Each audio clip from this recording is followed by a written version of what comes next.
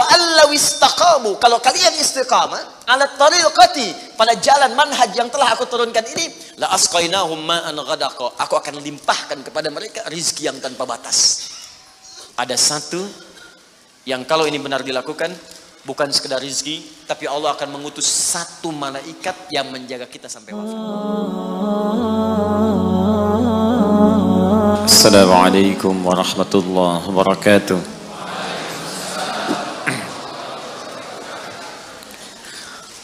الحمد لله الذي فتح كل النعم فأصبحنا من المنعمين. الحمد لله الذي أنزل الفاتحة ففتح بها كل الخير وجعل هذه الصورة فاتحة للقرآن والعبادة في الصلاة، فنحمده حمدا شاكرين كما علمنا أن نحمده، ونشكره شكرا شاكرين كما علمنا أن نشكره. اللهم أنت المقدم وأنت المؤخر بيدك الخير إنك على كل شيء قدير.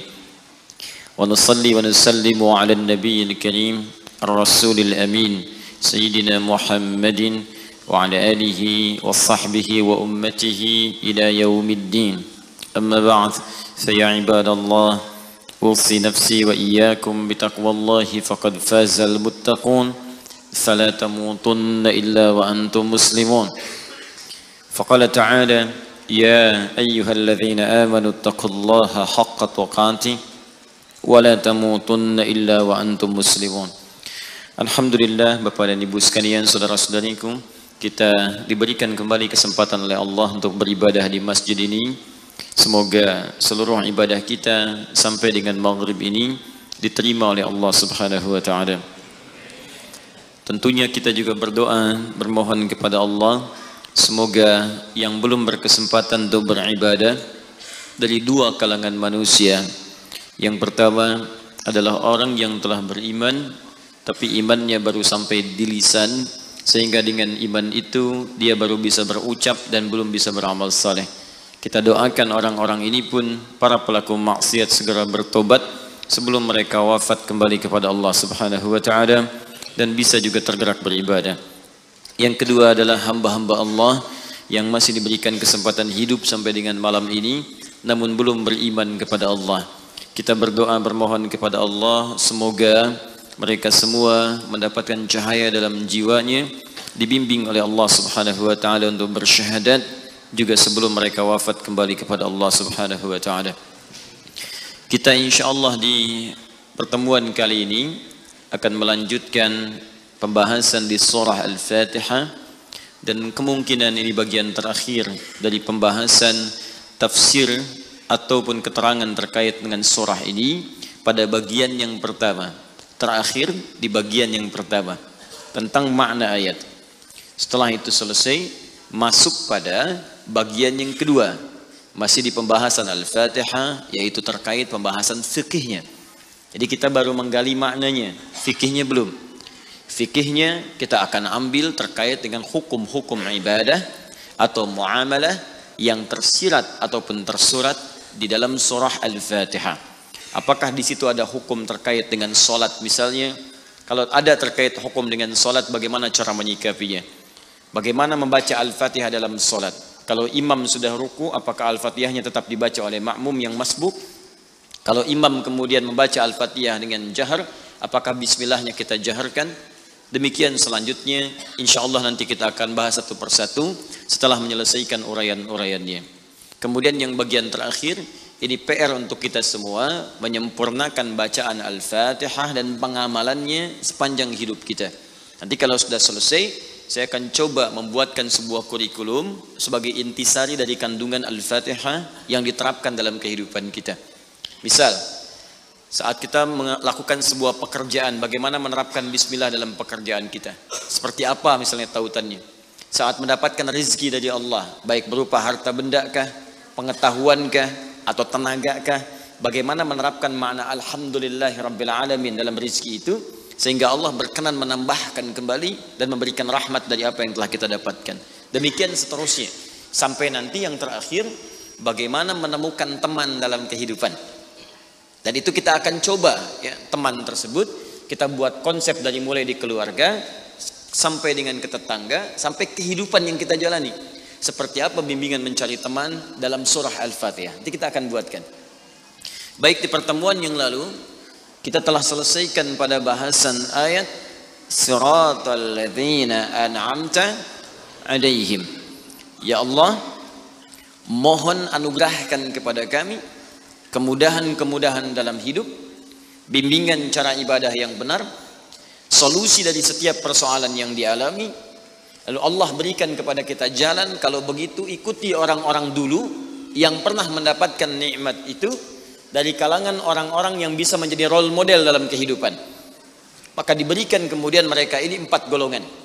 Ada dalam Quran surah keempat, seperti telah kita tuntaskan di pertemuan lalu, ayat ke-69.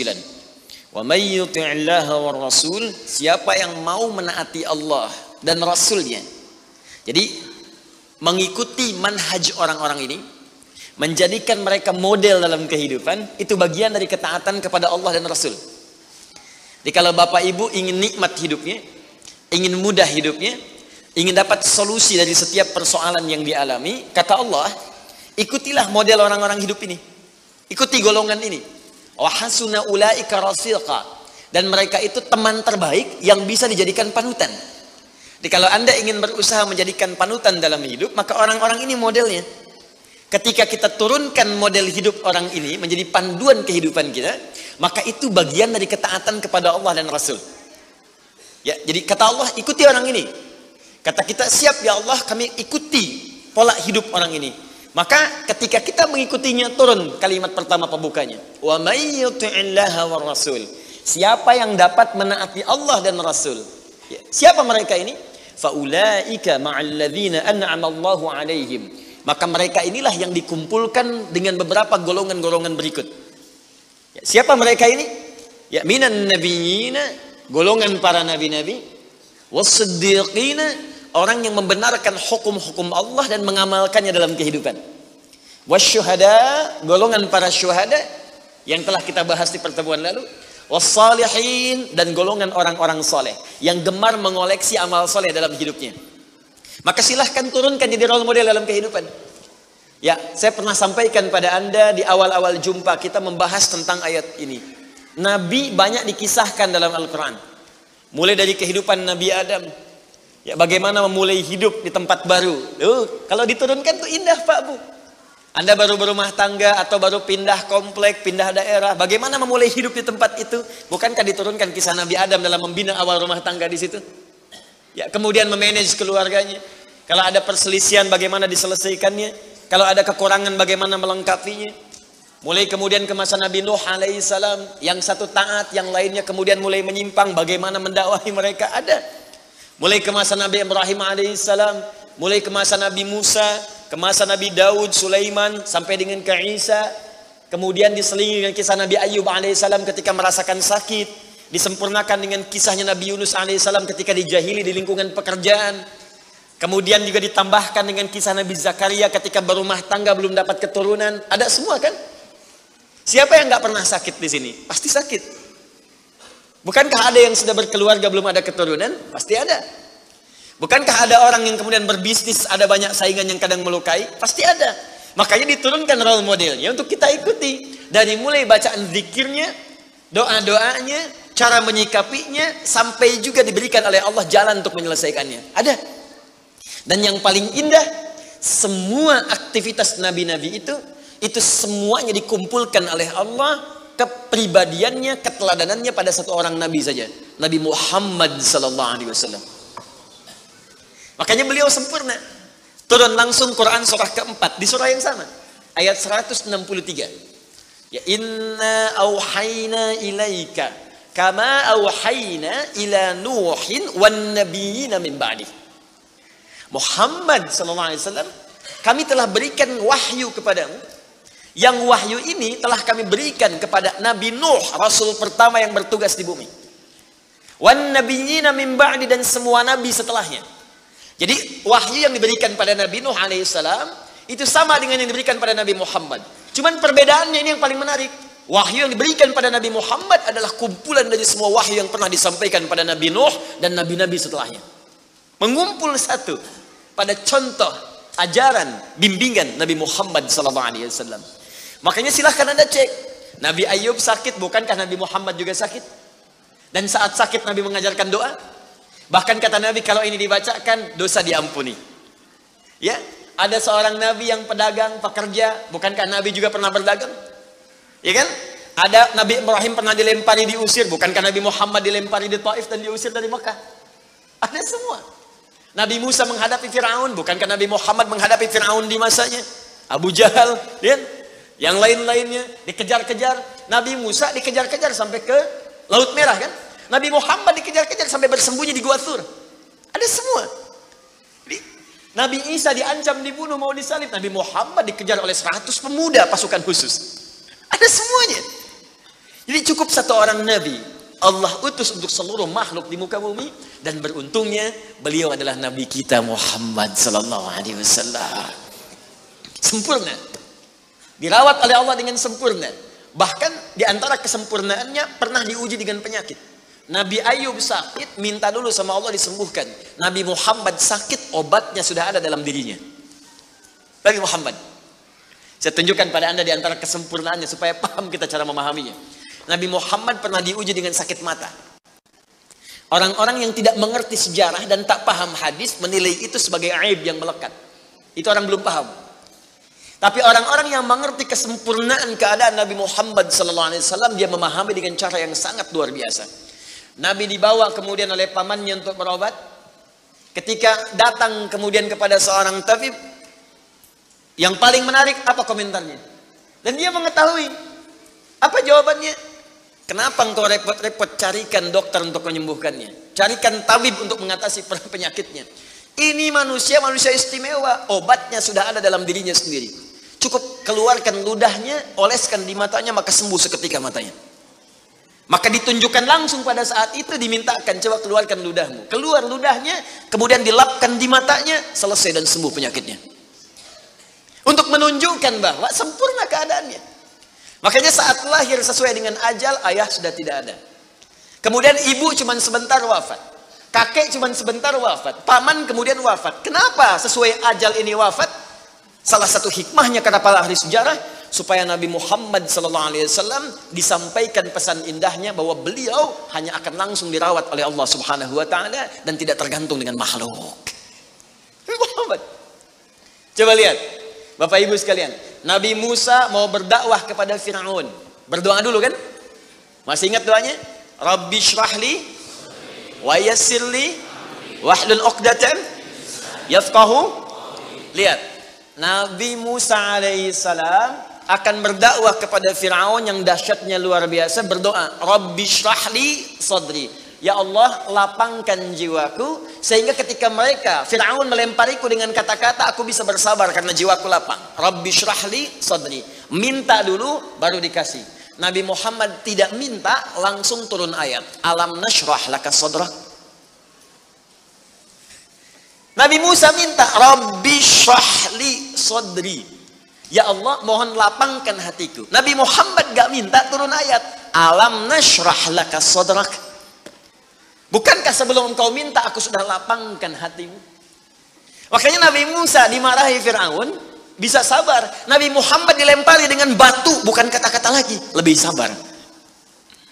Wa yassirli amri, minta ringankan urusanku. Nabi Muhammad gak minta, turun ayat. Wa nuyassiruka lil yusra. Nabi Isa, mukjizatnya banyak. Di tangannya, oles, sembuh. Masya Allah. Banyak sekali. Penyakit semuanya sembuh. Dengan izin Allah, hidup yang mati. Tepuk, mati.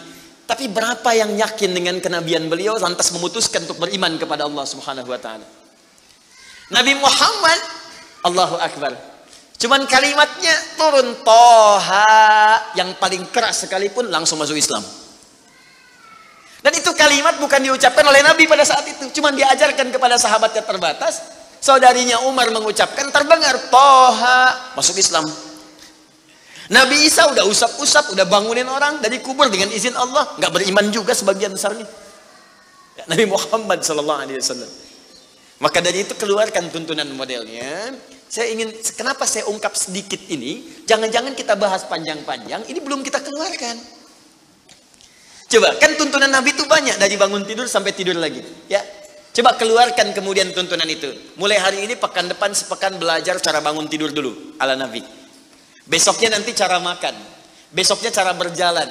Nanti keluarkan bab rumah tangga, bab pekerjaan, bab pemerintahan, bab sakit, bab mengobati, ada semuanya. Cari bukunya Imam Al-Bukhari ya, yang Sahih Al-Bukhari itu. Di situ terkumpul 97 bab. Tinggal kita mau memulai dari yang mana. Baik. Demikian juga dengan siddiqin, dengan syuhada, dengan solihin. Kita ikuti mereka itu, maka digolongkan dalam orang-orang yang taat kepada Allah dan Rasul. Sebelum masuk kepada kalimat selanjutnya, ghairil maghdubi alaihim waladdallin. Sebelum masuk ke sana, maka saya ingin sempurnakan dulu dengan satu kalimat. Jika sudah semua itu kita siapkan, model petunjuk dari Nabi, turunkan dari kalangan siddiqin. Siddiqin itu sederhana. Setiap Anda baca Quran, yakini, amalkan. Siddiqin tuh. Misal, saya mau baca dulu nih. Saya pengen jadi orang ikhlas, baca Al-Ikhlas. Misal, Qul huwallahu ahad, Allahus samad, lam yalid walam yakul lahu. Lihat terjemahannya, lihat keterangannya, yakini itu, jangan ragu. Dan praktekkan dalam hidup. Qul huwallahu ahad, katakan hanya Allah yang esa. Sudah, berarti jangan katakan yang lain lagi. Komit dengan tauhid itu. Komit dengan keislaman kita. Jaga betul dengan baik. Allahus samad, Allah tempat bergantung. Serahkan semua urusan kepada Allah. Ada masalah, minta sama Allah, berdoa. Sakit, berdoa sama Allah. Punya persoalan, gantungkan diri kepada Allah. Ikhtiar. Itu ketika kita amalkan seperti itu, baru begitu saja, itu langsung turun sebuah keterangan dari Nabi SAW. Jika Anda mampu mengamalkan satu surah ini saja, ini rahasia. Inilah rahasia. Ada seorang sahabat, hadisnya sahih, dikutip kemudian oleh Sayyid Qutb juga dalam kitabnya Al-Aqaid Al-Islamiyah. Syekh Muhammad Nasruddin Al-Albani pun mensahihkan hadis ini. Ketika Nabi selesai kemudian menunaikan salat, terdengar seseorang berdoa. Perhatikan doanya. Doanya menggunakan pembuka surat Al-Ikhlas.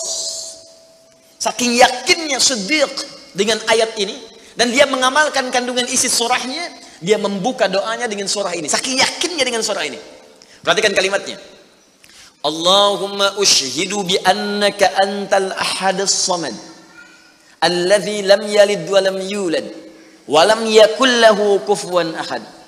Allahumma inni as'aluka an taghfira liya. Hadisnya sahih. Kata orang ini, ya Allah, saya menyaksikan, meyakini ya Allah, bahwa hanya Engkau satu-satunya Tuhan yang layak dipertuhankan dan disembah. Aku meyakini bahwa satu-satunya Engkau adalah Tuhan yang menjadi tumpuan dalam setiap permohonan. Engkau tidak beranak dan tidak diperanakan, dan tidak ada sekutu bagimu. Aku nggak minta banyak ya Allah, aku hanya mohon ampuni dosa-dosaku. Begitu selesai kalimat itu diucapkan, terdengar oleh Nabi. Apa keterangan Nabinya? Perhatikan kalimatnya. At-tadri bimadza du'i? Ya fulan, tahu nggak Anda itu baru mengucapkan kalimat apa tadi? Apakah engkau paham? Engkau baru mengucapkan kalimat apa tadi dalam berdoa? Kata orang ini, wallahu wa rasuluhu a'lam. Ya Rasul, saya nggak paham apa yang dimaksudkan kecuali Allah dan Rasul yang lebih mengetahui. Ini adab. Adab, walaupun gini, kalau Anda sedang mengerjakan sesuatu dan Anda paham dengan itu, kalau ada orang lebih pintar daripada kita, ustadz, ulama, apalagi nabi, nanya pada kita, maka adabnya bilang aja nggak tahu. Karena boleh jadi mereka memiliki hikmah yang belum sampai kita kepadanya. Kalau kita jawab, saya tahu ya Rasul, nggak akan nyampe kalimat nanti. Ya. Jadi kalau Anda sedang mengerjakan sesuatu, zikir misalnya, la ilaha illa anta subhanaka inni kuntu minadh dhalimin. Tanya ustaz, datang ustaz, masya Allah pak, zikirnya bagus banget. Tahu nggak maksudnya? Tahu, lewat tuh ustaz udah. Bilang aja belum ustaz, Allah Rasulullah alam. Oh begitu. Kalau belum kenapa dibaca? Ya saya pernah dengar saja, maka diterangkan. Begini maksudnya pak, begini. Anda dapat ilmu baru. Makanya sahabat seringkali kalau ditanya Rasulullah, bilangnya Allah wa Rasulullah a'lam. Allah wa Rasulullah a'lam. Supaya dapat ilmu baru. Itu diantara rumus di ilmu hadis. Nah, ini kadang-kadang orang kita sekarang sahabat bukan, tabiin bukan, tanya tahu semua. Bahkan saat ditanya buka Google dulu. Ya udah, ngapain ada ustaz? Allah wa Rasulullah a'lam. Maka apa jawab Nabi? Laqad da'uta bi asma'illahil a'zam. Diriwayat lain bismillahil a'zam. Idza du'iya biha ajab wa idza su'ila biha a'ta. Tahukah Anda? Kata Nabi, Anda baru saja berdoa dengan menyebutkan dengan yakin semua sifat-sifat Allah yang maha tinggi. Nama-nama Allah yang tertinggi. Nama Allah yang tertinggi, nama tauhidnya Al-Ahad, nama tertinggi. Karena dengan itulah nama ini Allah ditakdiskan, dikuduskan. Dengan nama ini Allah disembah, dan dengan nama ini Allah dipertuhankan. Kata Nabi, Anda baru berdoa dengan menyebutkan nama Allah yang paling tinggi. Yang kalau disebutkan nama itu di awal doa, maka semua doa yang disampaikan akan dikabulkan, semua permintaan akan dijawab. Tapi apakah semua orang yang membaca doa itu diawali dengan surah tadi akan dijawab? Belum tentu. Kalau tidak ada praktek sedikit dalam jiwanya. Orang dulu minta dijawab, orang sekarang sama kalimatnya. Usyhadu bi annaka antallahul ahad, as-samad, alladzi lam yalid wa lam yulad wa lam yakul lahu kufuwan ahad. Ya Allah, lancarkan rezeki saya. Tetap aja lambat dari atas. Kenapa? Karena inti ayat itu tidak dipraktekkan dulu. Diyakinkan dalam jiwa kita, benarkan ayat itu, amalkan, pakai dalam doa. Jadi, dan itu buktinya. Kemudian apa ciri orang yang akan cepat kemudian dirahmati oleh Allah dengan menjadikan 4 contoh yang kemarin sebagai model? Nabi, Siddiqin, Syuhada, satu lagi Salihin, orang yang mengumpulkan amal soleh. Ingat, semua Bapak Ibu sekalian, ingat kalimat ini. Saya perlambat sedikit. Bonus yang Allah berikan kepada orang yang menjadikan 4 ini sebagai model dalam kehidupan, bonus cepatnya, maka amalan yang ia kerjakan akan mempermudah doa dia dikabulkan. Tadi saya contohkan Siddiqin kan. Syuhada nggak usah ditanya. Orang-orang para syuhada itu bahkan sebelum wafatnya diberikan jalan-jalan kemudahan oleh Allah. Bahkan sebelum wafat kalau benar syahidnya, itu banyak doanya yang dikabulkan. Bukankah para ulama bagian dari mujahid fisabilillah? Berapa banyak para ulama yang mengangkat tangannya dikabulkan? Imam Ahmad bin Hanbal pernah lewat, kemudian ada seorang mengatakan, Syekh, anak saya sakit, tolong doa kepada Allah. Kata Imam Ahmad, kamu ini doa-doa sendiri katanya. Imam Ahmad ingin mengajarkan, kamu kan masih punya lisan. Kamu masih punya kemudian kekuatan, minta dulu sama Allah supaya ada ikhtiar. Orang itu tiba-tiba pulang, ya dengan perasaan dia agak kecewa karena Imam Ahmad tidak mendoakannya. Ternyata ketika dia pulang, Imam Ahmad berdoa kepada Allah. Ya Allah, sembuhkan anak si fulan itu. Pulang, anaknya sembuh. Allahu Akbar. Di doa ulama itu kalau benar kealimannya, kalau benar ilmunya dan khasyahnya kepada Allah, itu hujah di lisannya. Bahkan firasatnya nyata. Kadang dikasih dalam mimpi, kadang kemudian bermohon kepada Allah tanpa diketahui. Ada. Solihin juga demikian. Bahkan turun Quran surah ke-5 ayat 35. Ya. Paling kanan sebelah bawah, ya ayyuhalladzina amanu taqullaha wabtaghu ilaihil wasilah. Hai orang-orang beriman, tingkatkan terus takwamu kepada Allah dan jadikan takwa itu sebagai wasilah untuk meminta kepada Allah dari apa yang engkau inginkan. Dan kalau Anda cari takwa di Quran, bentuknya amal soleh. Tidak pernah kalimat takwa disebutkan dalam Al-Quran kecuali pada umumnya akan menyebut amal soleh. Contoh, kalimat takwa pertama langsung disebutkan orangnya di Al-Baqarah ayat 2. Dzalikal kitabu la hudal lil. Siapa mutakin orang takwa di sini? Sebutkan ayat 3 dan 4-nya. Alladzina yu'minuna bil ghaib wa yuqimunas. Lihat sini. Iman dulu. Iman, baru kemudian salat. Masih ingat di pertemuan lalu, sebuah amal menjadi soleh kalau didahului oleh apa? Iman. Di iman itu nggak akan dipisahkan dengan amal soleh. Ada iman, maka amal berubah jadi soleh. Dalilnya Quran surah ke-103. Wal 'asr innal insana lafi illa alladzina amanu iman wa amilis soleh. Amal soleh. Apa wujudnya amal soleh itu? Jadi rumus cepatnya begini. Iman, akan melahirkan sebuah amal yang dengan sifat iman ini menjadi soleh. Kalau iman dipadukan dengan amal soleh, maka akan berubah menjadi takwa namanya. Karena itu ketika Allah menyebutkan kalimat takwa dalam Al-Quran, baik dengan kata benda, ya, noun, muttaqin, muttaqun, atau kata kerja, verb, fi'il, tattaqun, yattaqun, ittaqau, pasti setelahnya akan bertemu dengan iman dan amal saleh. Dzalikal kitabu la hudalil. Siapa muttaqin, orang takwa di sini? Alladzina yu'minuna bil ghaib wa iman lis salat. Wa mimma razaqnahum infaq, dan seterusnya. Al-Baqarah 183. Ya ayyuhalladzina amanu kutiba alaikumus iman, ya ayyuhalladzina amanu kutiba alaikumus syiyam, puasa. Kama kutiba alal ladzina min la'allakum taqwa. Jelas? Maka ketika lihat rumusannya, lihat formulanya. Ini agak jarang dibahasnya. Perhatikan formulanya. Kata Allah di Quran surah ke-5 ayat ke-35. Ya ayyuhalladzina amanu. Hai orang-orang yang telah beriman. Alhamdulillah modal ini ada. Masih beriman? Alhamdulillah. Berarti modalnya sudah ada kan? Nih, yang dipanggil ini. Hai orang-orang yang telah beriman. Yang belum beriman tidak hai. Ittaqullah. Tingkatkan takwamu kepada Allah. Yang diminta ini. Perhatikan rumusnya.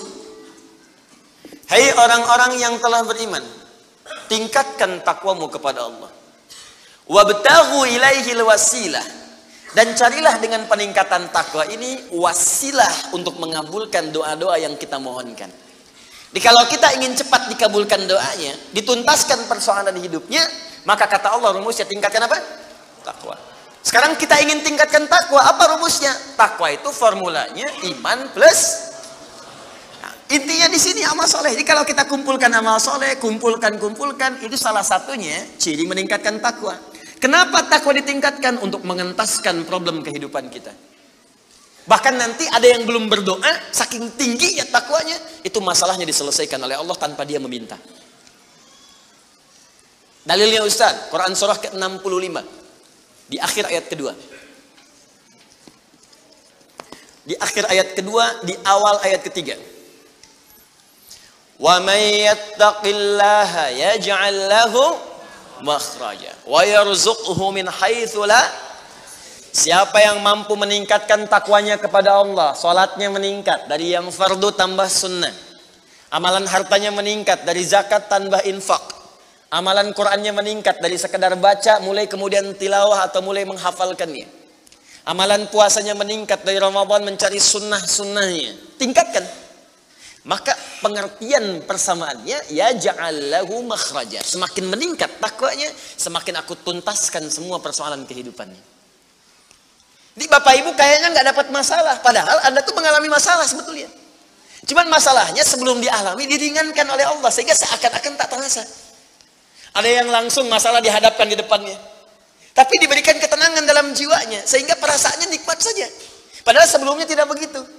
Macet, sebelumnya menghujat, kadang mencela, klakson nggak berhenti, ya, bikin status juga, langsung kasih komen negatif, ya.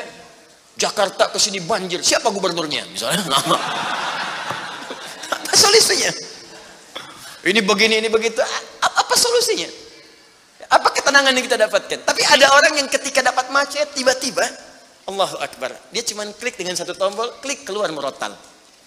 Alhamdulillah ya Allah engkau kasih macet. Kalau enggak macet seperti ini, bagaimana aku kemudian mendekat kepadamu dengan mendengar murotal ini? Ternyata ketika macetnya 15 menit hafal ayat 3 ayat. Selalu ada hikmah dalam kehidupan. Sedang zikir, ada yang berdoa, itulah yang dimaksudkan. Dientaskan persoalan, diberikan ketenangan, dan dipahamkan tentang nikmat yang diberikan. Ada orang yang minta dulu. Nah nanti orang soleh ini, solihin, itu diantara mereka bertawasul dengan amal solehnya.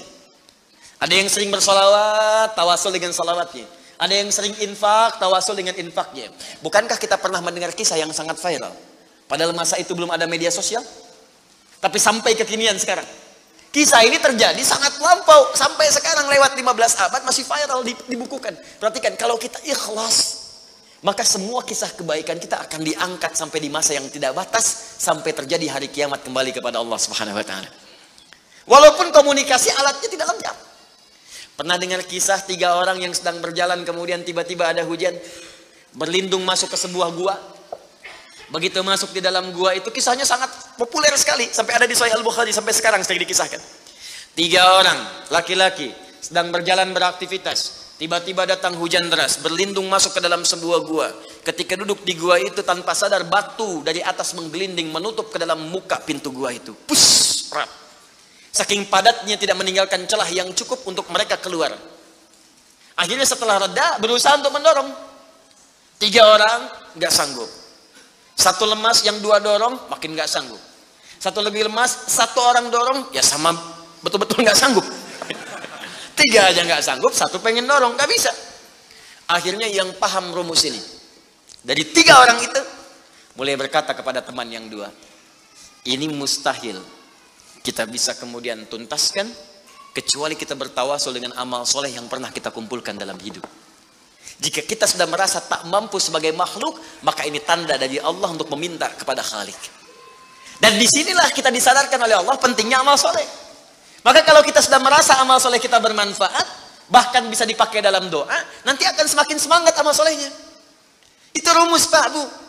Di sekarang banyak orang itu tidak mengerti kenapa mesti beramal soleh. Karena itu ketika diminta beramal, malas. Maghrib sudah sholat, begitu isya kan, Allahu Akbar, Allahu Akbar, ayo isya. Kok cepet amat, barusan udah maghrib sekarang isya lagi. Tapi kalau orang yang mengerti, Allahu Akbar, mudah-mudahan tiap menit sholat. Kata bisa minta. Minta, bukankah dalam sholat itu minta? Ya, Rabbi gfirli warhamni wajburni warfa'ni, permintaan semua. Dalam sujud minta lagi, minta. Selesai. Maka 3 orang itu bermohon dengan amalannya. Yang satu mengatakan, ya Allah, saya punya seorang ibu yang saya baktikan hidup saya untuk melayani beliau. Saya bekerja pulang kemudian tidak pernah saya mengambil sesuatu sebelum ibu saya dulu. Apa yang saya lakukan sebelum tidur, saya kemudian siapkan susu untuknya saat bangun, kemudian saya berikan terlebih dahulu. Saya tidak pernah menyentuh makanan sebelum ibu saya terlebih dahulu menyentuhnya. 1 kali saya datang, ya Allah, mendapati beliau sudah tertidur. Maka saya tidak berani menyentuh kemudian makanan itu. Dan saya punya kebiasaan ketika bangun saya siapkan air susu. Ya, saya bayangkan ibu memberikan ASI kepada saya, maka sekarang saatnya saya memberikan susu kepadanya. Kemudian saya tunggu di sampingnya, saya sampai ibu saya tertidur sampai bangun. Ketika dia bangun, saya tidak pernah terangkan kepadanya bahwa saya memegang nampan itu dari sejak malam sampai dia bangun. Kemudian saya tuangkan, saya minumkan kepada beliau, setelah beliau menyentuh baru saya makan. Kalau ini menjadi amal soleh yang pernah saya kerjakan, ya Allah, dan Engkau ridha dengannya, mohon bebaskan kami dari kungkungan batu ini. Yang tadinya tidak bergerak, begitu didorong bergeser. Mau keluar masih susah. Ya, ini pertanda dari Allah ingin mendengar semua amalan-amalannya supaya adil terdengar keseluruhannya. Kedua, ya Allah, saya pernah mimpin suatu perusahaan. Kalau bahasa kita sekarang, saya pernah punya bisnis, ya Allah. Kemudian ada karyawan saya, tiba kemudian pamit meninggalkan pekerjaan, tapi gajinya belum saya berikan. Lantas saya simpan gaji itu, dia tak kunjung datang. Kemudian saya berinisiatif, ya Allah, untuk menjadikan gajinya dia sebagai modal. Karena khawatir kalau pulang nilainya sudah berkurang. Maka dibelikanlah oleh saya, ya Allah, kambing. Kemudian dikelola kambing itu. Sampai bertahun-tahun datang, kambingnya sudah penuh, ya Allah, dengan berbagai kandang. Ternak sudah banyak. Selapangan sudah kumpul. Begitu dia datang, saya berikan kepadanya semuanya itu, dia mengatakan, kamu bercanda ya? Gaji saya kan cuma 1 juta, kenapa dibalikin tiba-tiba ada 1000 kambing? Orang ini mengatakan, kamu bercanda? Kata orang tadi, tidak, saya tidak bercanda, tapi ini hak kamu yang saya kembalikan. Dikisahkan kisahnya, saya belikan kambing, saya jaga dengan rawat dengan baik. Lantas dia mengambil semua kambing itu, ya Allah, tanpa memberikan kepadaku sedikit pun. Makasih ya, pergi gitu kan? Masya Allah. Ya gitu, kalau Baduy itu unik gitu ya, bukan yang di sini, Arab maksudnya, ya. Unik gitu. Jadi lugu, polos, berangkat. Ya. Apa yang terjadi? Maka aku pun ya Allah menerima dengan berharap ridhomu saja tanpa meminta imbalan sedikit pun darinya. Dia pergi meninggalkanku, aku mengharap ridho darimu. Maka aku bermohon kepadamu ya Rabb, kalau dengan itu kemudian engkau ridho, maka bebaskan kami dari kungkungan batu ini. Didorong, geser lagi. Perhatikan bagian yang ketiga ini. Ini tidak mudah karena termasuk bagian dari dosa besar. Meninggalkan dosa besar mendatangkan anugerah yang berlimpah tanpa batas. Ya Allah, dulu aku seorang rentenir. Wah, banyak sekarang nih, ya, yang benjol-benjol, yang catat-catat. Dulu aku seorang rentenir, ya. Kemudian ya Allah, aku pinjamkan kepada orang-orang untuk mengambil bunga yang berlipat dan lebih banyak. Tapi aku mencintai seorang putri dari pamanku. Setiap aku lamar dia selalu menolak. Putrinya itu orang soleh Pak, Bu, baik. Makanya di Quran jelas orang soleh nggak akan dipertemukan dengan yang kurang baik.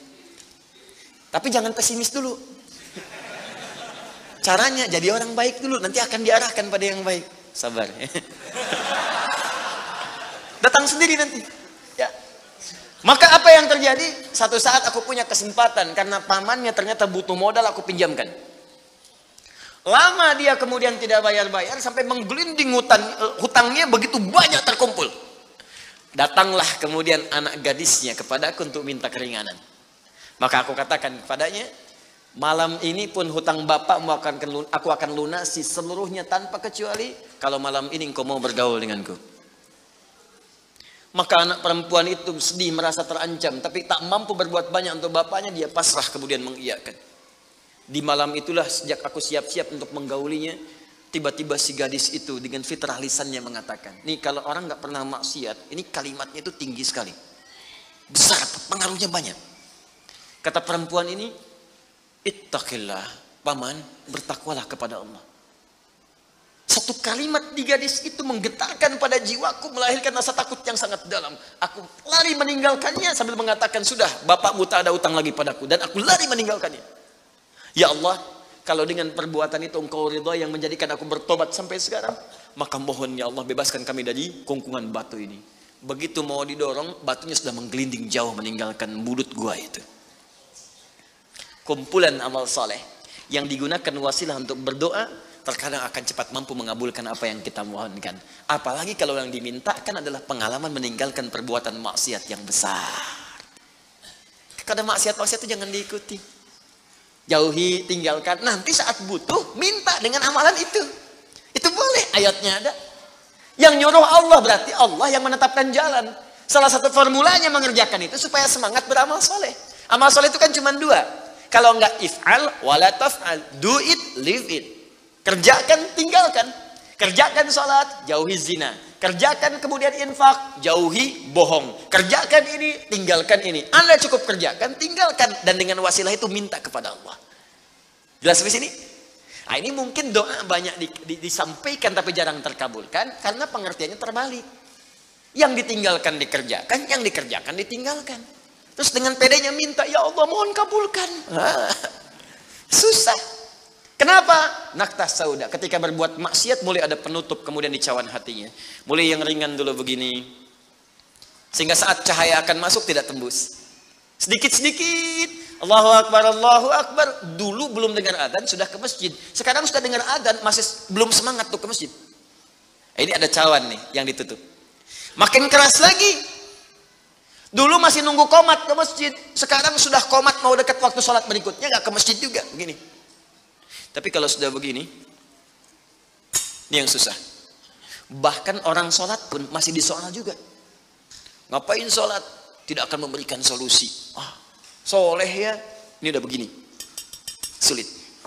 Karena itu ketika memohon kepada Allah, kalau makanannya haram, perangkatnya haram, maaf, minumannya haram, pakaiannya haram, itu anna yustajabu lidzalik, kata Nabi di hadis Muslim. Maka barangkali itu penyebab doa sulit dikabulkan.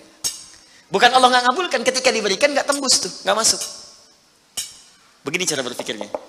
Jadi Al-Fatihah mengajarkan kepada kita untuk istiqamah, menjadikan satu di antara 4 golongan Nabi, Siddiqin, Syuhada, dan orang soleh sebagai modal kehidupan, supaya salah satunya hidup kita ringan. Istiqamah.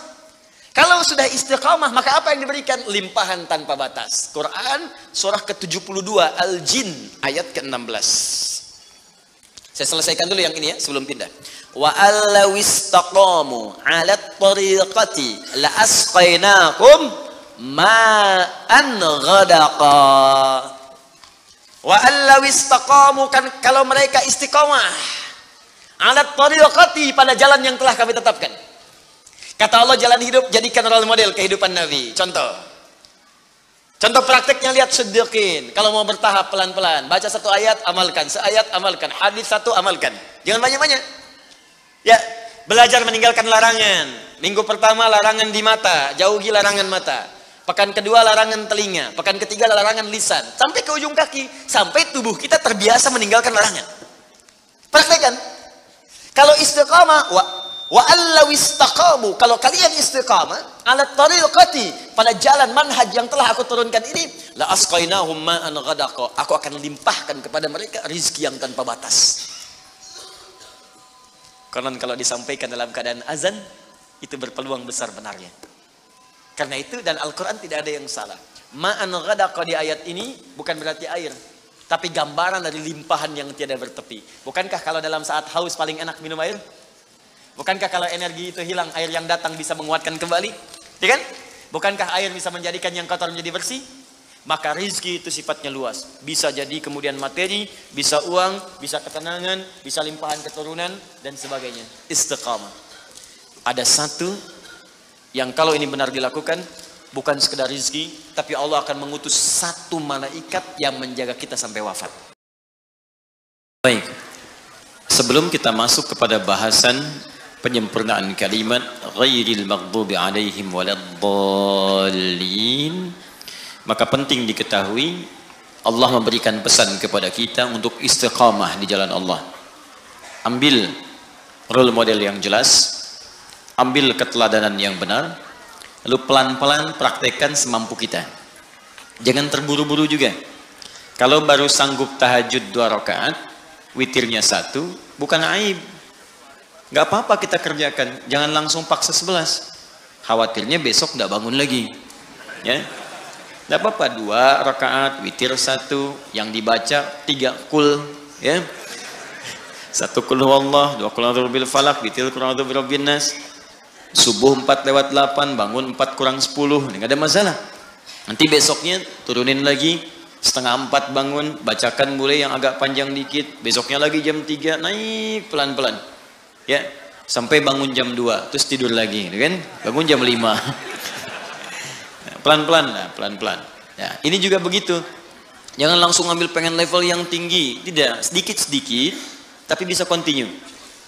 Nah, kemudian yang paling menarik, Allah turunkan keterangan di Quran surah ke-41 Fussilat ayat 30. Tadi saya sampaikan sebelumnya, jika kita istiqamah di jalan Allah dengan yang tadi saya uraikan, maka Allah akan memberikan ma'an ghadaqa, limpahan yang sangat berlimpah tak terbatas. Ya, digambarkan, diilustrasikan dengan air. Air kan kalau melimpah itu, ghadaqa itu datang dengan melimpah. Ya, kayak air sungai yang deras gitu kan. Arusnya kencang, itu kan kalau arus kencang nggak mungkin selebar sedotan gitu kan, pasti banyak gitu ya. Nah, itu seperti itu limpahan rezeki yang kadang tak terbatas, sampai kita mengatakan dunia ini kecil ternyata. Nah, ada lagi yang hebat, apa amalannya? Innalladzina qalu rabbunallahu tsumma istaqamu. Awas, kalimatnya sama-sama nih, istiqamah, istiqamah, istiqamah di jalan Allah ketika sudah Allah turunkan model kehidupan yang diikuti. Pakai inna, harfu nasbin wa taukidin tansibul isma wa tarfa'ul khabara mabniun 'alal fathi la mahalla lahu minal i'rabi. Paham? Tidak. Ya, kita ngaji dengan ilmu nahwunya. Inna harfu nasbin wa taukidin, huruf yang berfungsi menasabkan. Kalau menasabkan dalam kaidah gramatikal artinya menjadikan harakatnya itu mansub pakai fathah. Jelas? Fathah itu pembuka. Kalau fathah masuk dalam kalimat pembuka di Al-Quran, kalau masuk ke sebuah kisah, ini menunjukkan cara menerjemahkannya. Kami buka kisah ini. Contoh, ini praktek bahasa ya. Quran surah ke-21 ayat 83. Wa ayyuba pakai fathah. Walaupun ataf diikutkan pada hukum sebelumnya. Wa ayyuba idnala rabbahu anni massani yadhurru wa anta arhamur rahimin. Wa ayyuba cara menerjemahkannya, dan kami buka kisah Ayub untuk menjadi inspirasi bagi hamba Allah yang kemudian diuji dengan penyakit, seperti apa zikirnya agar disembuhkan oleh Allah. Makanya di akhir ayat 84 ditutup dengan kalimat wa dzikra lil abidin. Kisah ini akan jadi pengingat bagi hamba Allah yang saleh, yang saat diuji dengan penyakit dia berzikir seperti Ayub melakukannya, maka saya berjanji akan menyembuhkannya. Itu mansub. Nah, kemudian kalau kita tarik ke balaghah, nasab itu artinya sesuatu yang ditancapkan dengan kuat. Nasabar rajulu asahu, seorang lelaki menancapkan tongkatnya dengan kuat alal ardi, ke tanah, sehingga tidak goyang.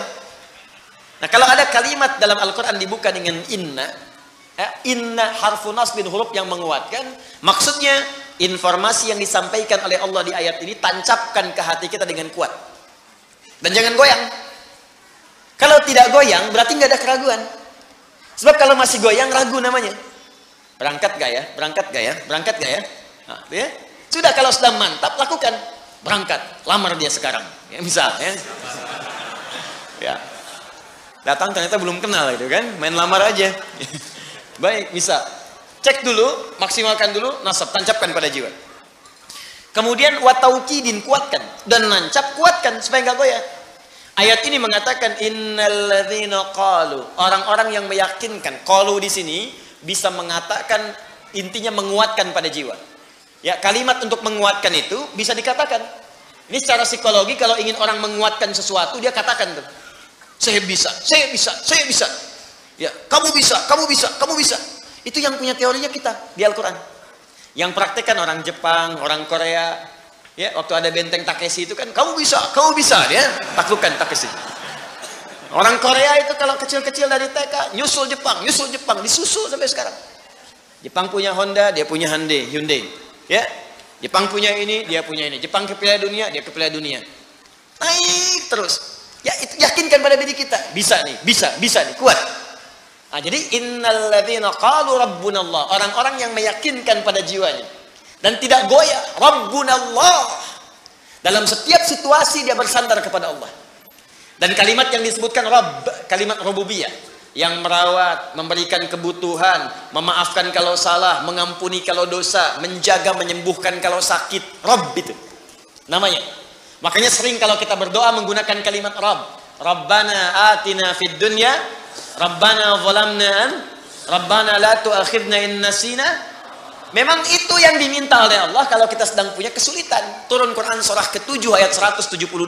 Sejak dalam kandungan, kata Allah, tetapkan saya sebagai Tuhan. Kalau kamu yakin, nanti saat kamu butuh apapun, aku akan berikan.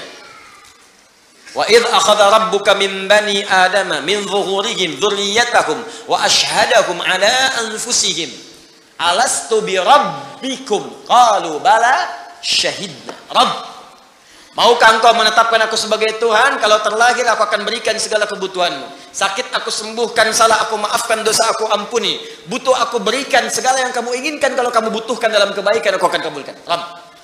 Makanya kita tagih janji Allah saat kita ke bumi, kita punya sesuatu, kita panggil Rabb, Rabb, Rabb, Rabb, Rabb. Nah, kalau orang yakin dengan Allah, dengan sifat rububiyahnya, misal prakteknya begini. Kalau Anda sedang sakit, yakin Allah pasti sembuhkan. Lalu ikhtiar. Yakin dulu sama Allah. Dia ada kalimat-kalimat, ya Allah, kenapa saya yang sakit, ya Allah? Kenapa bukan tetangga saya saja, ya Allah? Kenapa saya yang diuji begini, ya Allah? Kenapa saya harus mengalami ini, ya Allah? Tidak. Hadirkan dalam jiwa, tancapkan, jangan ragu. Alhamdulillah, ya Allah, engkau pilih saya bukan yang lain. Engkau percaya kepada saya bukan yang lain. Engkau uji saya bukan yang lain. Alhamdulillah, ya Allah. Dan tidak mungkin kau memberikan sebuah ujian kecuali kau sandingkan dengan kemudahan. Lalu Anda bacakan tadi yang tadi, inna ma'al usri wa inna ma'al usri. Bacakan itu, lalu minta berdoa kepada Allah.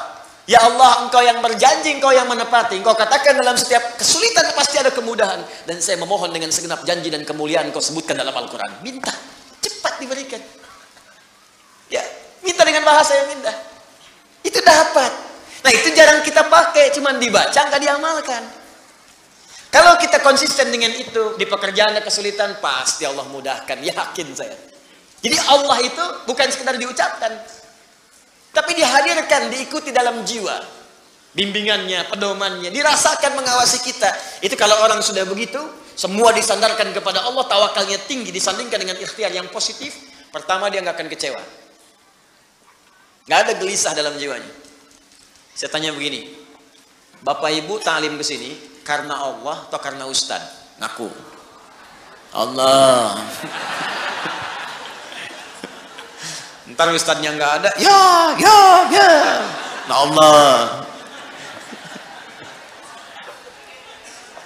Kalau karena Allah, Anda nggak akan peduli Ustadznya datang atau tidak, karena niat saya itu Allah. Karena Allah. Sama pengajar juga begitu, karena niatnya karena Allah, bukan karena jamaah, banyak sedikit gak ada ukuran. Karena pahalanya sama saja. Ketika seorang mengajar, pahala diturunkan. Mau jamaahnya satu, gak ada masalah.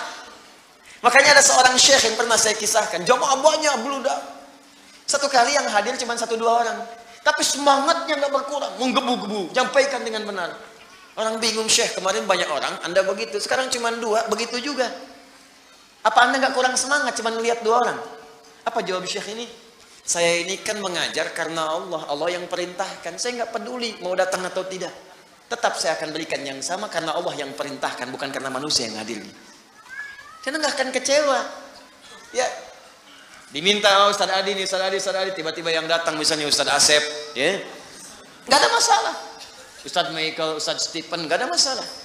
Ya, boleh jadi ada hikmah lain yang Allah inginkan di situ. Jelas ya? Nah, apa yang hebat diantaranya?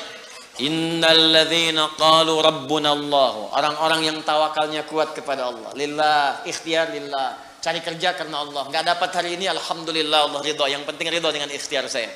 Ikhtiar itu menghadirkan rezeki, bukan pekerjaannya. Ingat ikhtiarnya. Begitu ikhtiar keluar, rezeki akan diturunkan. Atau diakumulasikan pada puncak ikhtiar yang nanti kita dapatkan. Kemudian, perhatikan kalimatnya. Tatanazzalu alaihimul malaika. Maka Allah akan menurunkan malaikat spesial untuk menjaga orang itu. Insyaallah. Alla takhafu, dijaga supaya nggak khawatir, nggak gelisah, tenang. Karena orang tawakal itu tenang, enak. Jalan hujan, alhamdulillah. Macet, alhamdulillah. Selalu ada solusi. Di rumah tangga ada persoalan, insyaallah selesai. Insyaallah selesai. Gitu aja gitu nih. Kata-kata kasar itu nggak harus keluar. Tangan-tangan diletakkan pada tempatnya. Ya, piring-piring punya haknya. Pintu juga punya haknya. Semua ada. Itu gambarannya. Jadi malaikat itu turun memberikan ketenangan pada jiwanya. Jangan marah, sabar, tenang. Wala tahzanu, nggak sedih dengan kehidupan yang dialami. Bukan nggak punya masalah ya, ada. Ya, huzan itu sedih berlebihan. Bukan berarti nggak kecewa. Kadang ada kecewa, tenang lagi. Ya, perasaan itu ada. Ya, kadang-kadang dapat ini kecewa, ada wajar. Nabi menangis, Nabi kecewa, ada. Cuman dihibur oleh Allah dan malaikat. Tenang. Bukan cuman kamu, Nabi Ayub pernah sakit. Bukan cuman kamu yang dilempari, Nabi Ibrahim dilempari. Bukan cuma kamu yang diusir, Musa juga diusir. Ada. Itu hiburan. Tasliyah, tenang dalam jiwa kita. Wa abshiru bil jannati allati kuntum tu'adun. Dan Allah berikan kemantapan dalam jiwanya, nggak apa-apa capek saat di dunia. Toh pada akhirnya semua orang juga akan capek dan istirahat di alam kuburnya. Cuman saya menantikan surga yang dijanjikan oleh Allah Subhanahu Wa Taala. Memang kalau nggak mau capek, ya di alam kubur, Bu. Sepanjang di dunia pasti capek. Tapi kalau orang tawakalnya kuat, ketika ada capek pun dia sabar. Nah, itu kalimatnya. Jadi itu penutup dalam kalimat suratal ladzina an'amta alaihim. Jadi kalau ingin nikmat, ikuti pola hidup orang yang dulu itu seperti apa, keluarkan sesuai konteksnya kita bekerja sebagai apa, nilainya praktekkan oleh kita dan istiqamah di jalannya. Nah, teruskan. Ghairil maghdubi alaihim waladdallin. Ya Allah, mohon palingkan aku dan jangan tunjukkan kepadaku jalan-jalan yang pernah ditempuh oleh orang-orang yang engkau murkai atau mereka tersesat di jalanmu. Sekalipun mereka merasakan kenikmatan hidup yang sedang mereka jalani. Awas, ya, fokus ya. Ini yang saya kaji, saya kumpulkan dari beberapa kitab-kitab. Kadang yang pokok saya bawa kitabnya. Seperti ini tafsir Al-Quranil Azim karya Ibnu Katsir rahimahullah. Nanti saya bacakan dulu, nanti saya padukan. Yang tadi saya terangkan belum tentu didapatkan di sini. Ya, jadi Bapak Ibu catat dengan baik, lihat dan praktekkan. Nanti di akhir saat kita bertemu lagi, setelah selesai baru saya bikinkan khulasah atau intisari dari pembahasan dan kurikulumnya. Yuk kita sempurnakan dulu. Ghairil maghdubi alaihim waladdallin qara'al jumhuru ghairi bil jar. Mayoritas ahli qiraat membacanya menggunakan kasrah, ghairi i. Ya, ghairi 'ala an-na'ti. Ya, 'ala an-na'ti menunjukkan kepada sifat yang sebelumnya. Jadi persamaan inti permohonan. Na'at itu sifat, ya. Na'tun atau sifatun yang disifati man'ut atau mausuf. Cirinya harokatnya sama dengan sebelumnya. Ya, contoh begini. Siratal ladzina an'amta alaihim. Sirata alladzina. Ini mohon maaf ya, paham nggak paham, ikutin aja dulu ya. Kalau ini bagian bahasa ini, nanti maknanya baru ngerti.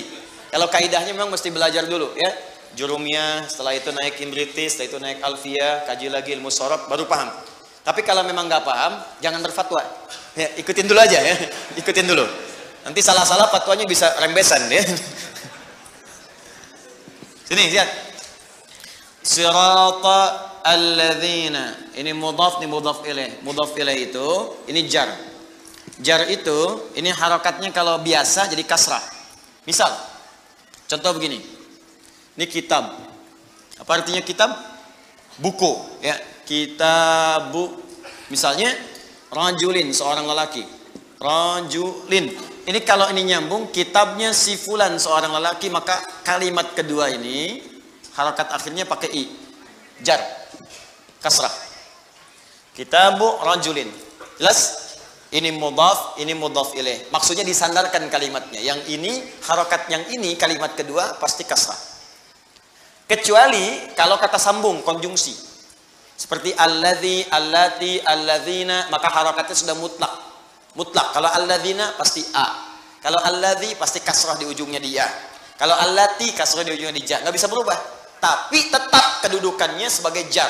Kalau dibunculkan pasti kasrah juga. Karena itu, kalau ada kalimat kemudian dikembalikan maknanya ke sini, misal kitabu rajulin. Misalnya kita sebutkan jamil. Kitabu rajulin, buku lelaki itu. Lelaki ini ingin diberikan keterangan tambahan. Lelaki yang mana? Banyak laki-laki di sini. Si ganteng. Ya, lelaki yang ganteng. Maka ganteng bahasa Arabnya jamil. Karena ini akan menyifati atau menerangkan kalimat yang ini. Dan harokatnya adalah kasrah, maka ini ikutkan kasrah juga seperti ini. Kitabu rajulin jamilin. Intinya samakan harokatnya dengan yang ini. Sama-sama i. Yang ini siratal ladzina an'amta alaihim. An'amta alaihim.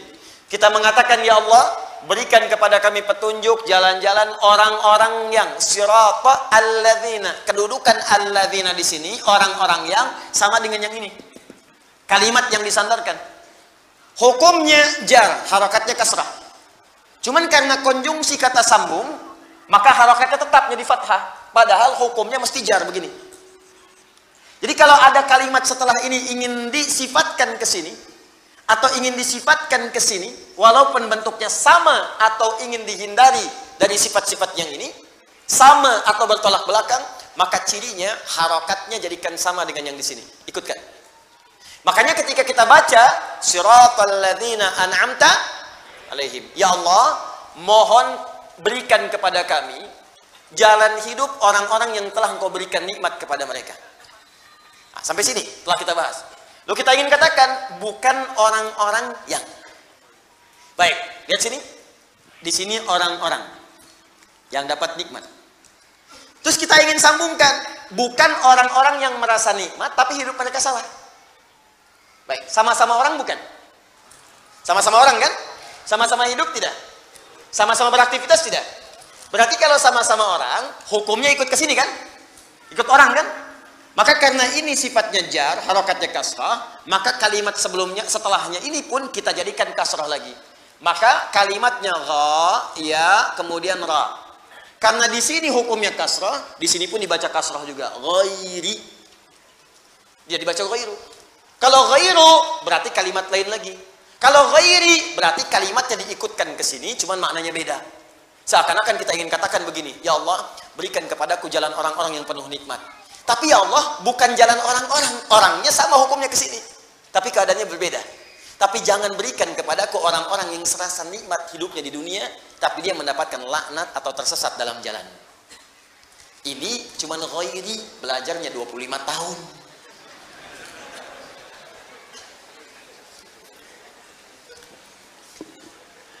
Ini memang dalam, Pak, Bu. Nggak paham nggak apa-apa. Nggak paham nggak ada masalah. Yang penting kita bisa memahami maknanya ketika mengamalkan kandungannya. Saya hanya ingin jelaskan kalimat cepatnya begini. Saya ingin jelaskan kenapa dibaca dengan ghairi, diikutkan pada hukum sebelumnya, menunjuk kepada orang. Kesimpulannya begitu. Paham? Ya. Cuman kenapa saya jelaskan panjang-panjang? Karena rugi kalau nggak saya jelaskan, jauh-jauh saya sekolah. Jauh-jauh saya sekolah banyak baca kitab, kemudian kita baca kitab, banyak-banyak saya tamatkan, tiba-tiba nggak dibahas, rugi. Jelas ya? Baik. Tapi saya nggak paham Ustadz, salah sendiri.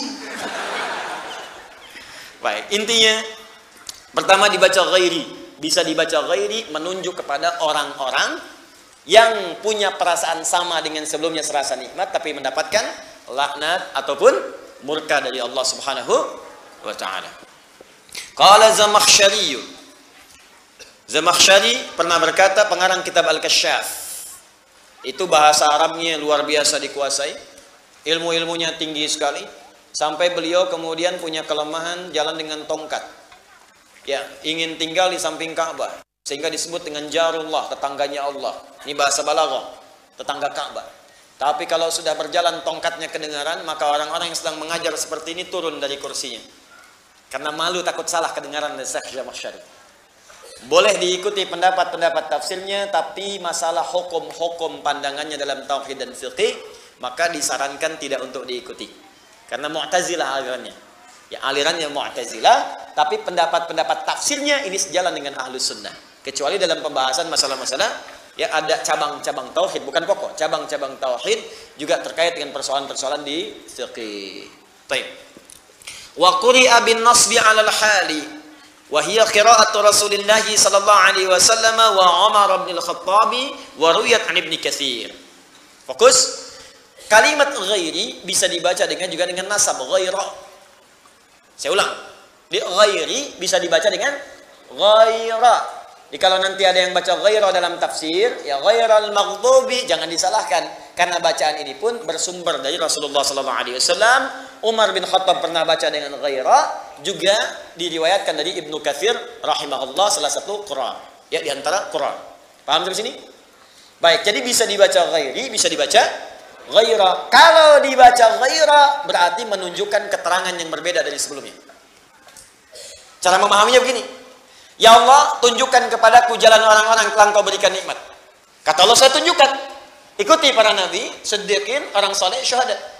Ya Allah, jangan berikan kepadaku jalan orang selainnya. Maka dibaca ghaira. Jelas ya? Karena beda dengan yang sebelumnya. Hal. Paham? Ya Allah, aku pengen yang ini saja, bukan yang ini. Maka dibedakan, langsung baca ghaira. Tapi kalau kita baca ghairi, wah, ini kalimatnya lebih lengkap lagi, kompleks maknanya. Ya Allah, berikan kepadaku jalan orang-orang yang telah Engkau berikan nikmat. Kata Allah, ikuti. Nih, para nabi, siddiqin, syuhada, sholihin. Tapi ingat, engkau pun akan melihat orang-orang yang terasa seperti nikmat hidupnya, padahal dia mendapatkan laknat dariku. Dia seperti nikmat hidupnya, padahal tersesat. Ada kelihatan orang seperti kaya, tapi Allah murka kepadanya. Ada orang kelihatan seperti punya kedudukan, punya kemampuan, punya kenyamanan, kemapanan materi, tapi Allah murka kepadanya. Dan mengatakan tersesat dalam kehidupan, bahkan diancam oleh Allah Subhanahu wa Ta'ala. Saya tanya kepada Anda, ada orang yang pernah merasa hidupnya nikmat diabadikan dalam sejarah, tapi Allah melaknatnya? Banyak. Contohnya siapa? Firaun. Contohnya siapa? Qarun. Bukankah Qarun merasa enak dalam hidupnya? Tapi kemudian dikubur hidup-hidup kena likuifasi? Bukankah kemudian Haman merasa hebat dengan otaknya? Tapi terkubur bersama Firaunnya?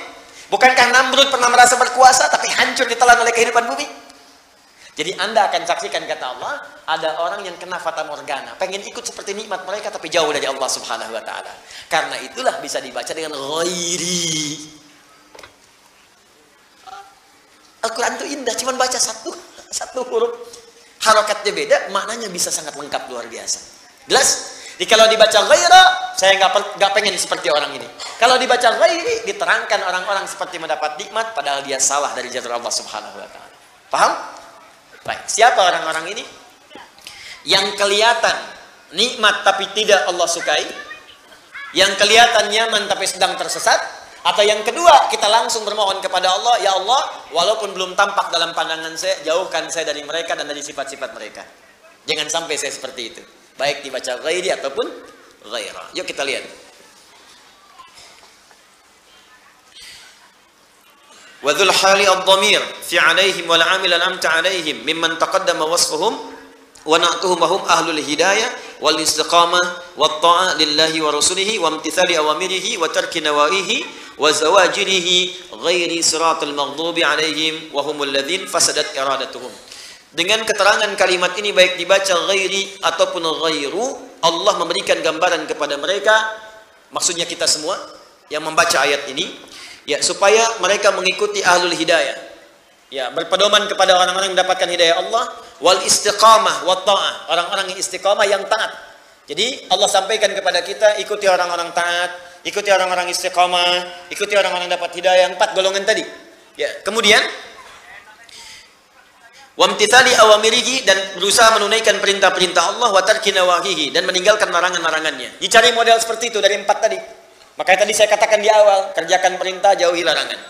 Kemudian selanjutnya, wa zawajiruhu ghairu siratal maghdubi alaihim, dan sekaligus dengan kalimat ini meminta kepada Allah agar dihindarkan dari sifat orang-orang yang merasa nyaman hidupnya di dunia tapi ternyata dilaknat oleh Allah. Atau memang ada juga yang tidak nyaman tapi juga dilaknat. Wah, ini yang paling menyedihkan. Sudah hidup gak enak, langsung dicela juga oleh Allah. Ya, Masya Allah. Nah, maka siapa mereka ini? Yuk kita baca. Alladzina fasadat iradatuhum fa'alimul haqqa wa adalu anhu. Pertama kata Allah, ini berlaku hukum umum bagi orang-orang yang fasadat iradatuhum, orientasi hidupnya sudah nggak jelas. Ini tolong dilihat, orang nggak jelas tuh begini kata Al-Quran. Mudah-mudahan kita masih jelas ya. Baik. Masya Allah, tulisan gak jelas, gak enak, ya kan? Baik. Wajah gak jelas, gak enak juga, ya kan? Keterangan gak jelas, gak nyaman, ya? Orangnya gak jelas, bagaimana kemudian kita menyikapinya? Satu, kata Allah, ini langsung diterangkan, kemudian keterangannya ghairil maghdubi atau ghairal maghdubi alaihim. Pertama, bukan golongan orang yang dibenci oleh Allah. Ghairil maghdub, orang yang dibenci oleh Allah. Allahu Akbar. Benci manusia dia udah susah, jadi benci Allah mau lari kemana? Ghairi atau dibaca ghaira, saya tanda kurung, al-maghdubi alaihim. Siapa mereka ini? Kata Ibnu Katsir rahimahullah, penulis kitab Ibnu Katsir atau Al-Qur'anil Azim, mengatakan ini pertama punya ciri umum. Oh, hati-hati dengan ciri ini. Artinya kalau ciri ini melekat pada seorang hamba, berarti tanda hamba itu sedang tidak disukai oleh Allah Subhanahu wa taala. Ciri pertama, alladzina fasadat iradatuhum. Orang-orang yang alladzina disebutkan 1080 kali dalam Al-Quran. Kalau di ilmu nahwu disebut ismun mausulun yadullu 'alal jam'il jam'iyyah. Huruf sambung keterangan menunjukkan bentuk jama' tanpa batas. Bisa laki-laki, perempuan, tua, muda. Masuk kategori balik, kaya, cukup, semua tanpa batas. Fasadat iradatuhum, yang orientasi hidupnya sudah tidak jelas. Rusak. Fasad itu rusak. Jadi kalimatnya sudah bukan gak jelas lagi, rusak. Papan tulis tulisannya nggak jelas. Papan tulis tulisannya tidak jelas. Dengan yang kedua, papan tulis yang rusak. Beda kan? Ada orang yang orientasi hidupnya tidak jelas. Yang kedua, memang hidupnya sudah rusak. Kalau manusia yang menyebut rusak, mungkin persepsinya bisa berbeda. Kata orang Bekasi, rusak. Kata orang Jakarta, enggak kok. Kata si Fulan, ini orang jahat. Kata yang lain, baik kok. Makanya kadang-kadang ada orang disebut baik, ada orang saat yang bersamaan menyebut dia buruk. Jadi kalau ada satu visi dengan orang yang lain, pandangan bisa beda. Menurut preman itu baik. Menurut yang suka mabuk itu bagus. Tapi bagi yang nggak suka mabuk, buruk. Mencuri, buruk. Bagi siapa? Bagi yang tidak mencuri. Bagi para pencuri, profesi. Bagi kita korupsi, buruk. Yang nggak korupsi. Bagi koruptor, itu peluang. Bagi pezina, zina itu bagian kehidupan. Bagi yang nggak zina, nggak akan menikmati. Ya, bagi pelaku maksiat itu memang bagian dari kehidupan. Bagi orang taat, benci. Makanya kalau ada bagian dari yang halal sudah nggak suka dalam hidup kita, pandangan sudah nggak suka melihat yang halal dari pasangannya, pendengaran sudah nggak suka mendengar yang halal, artinya ada bagian maksiat masuk ke dalam bagian tubuhnya.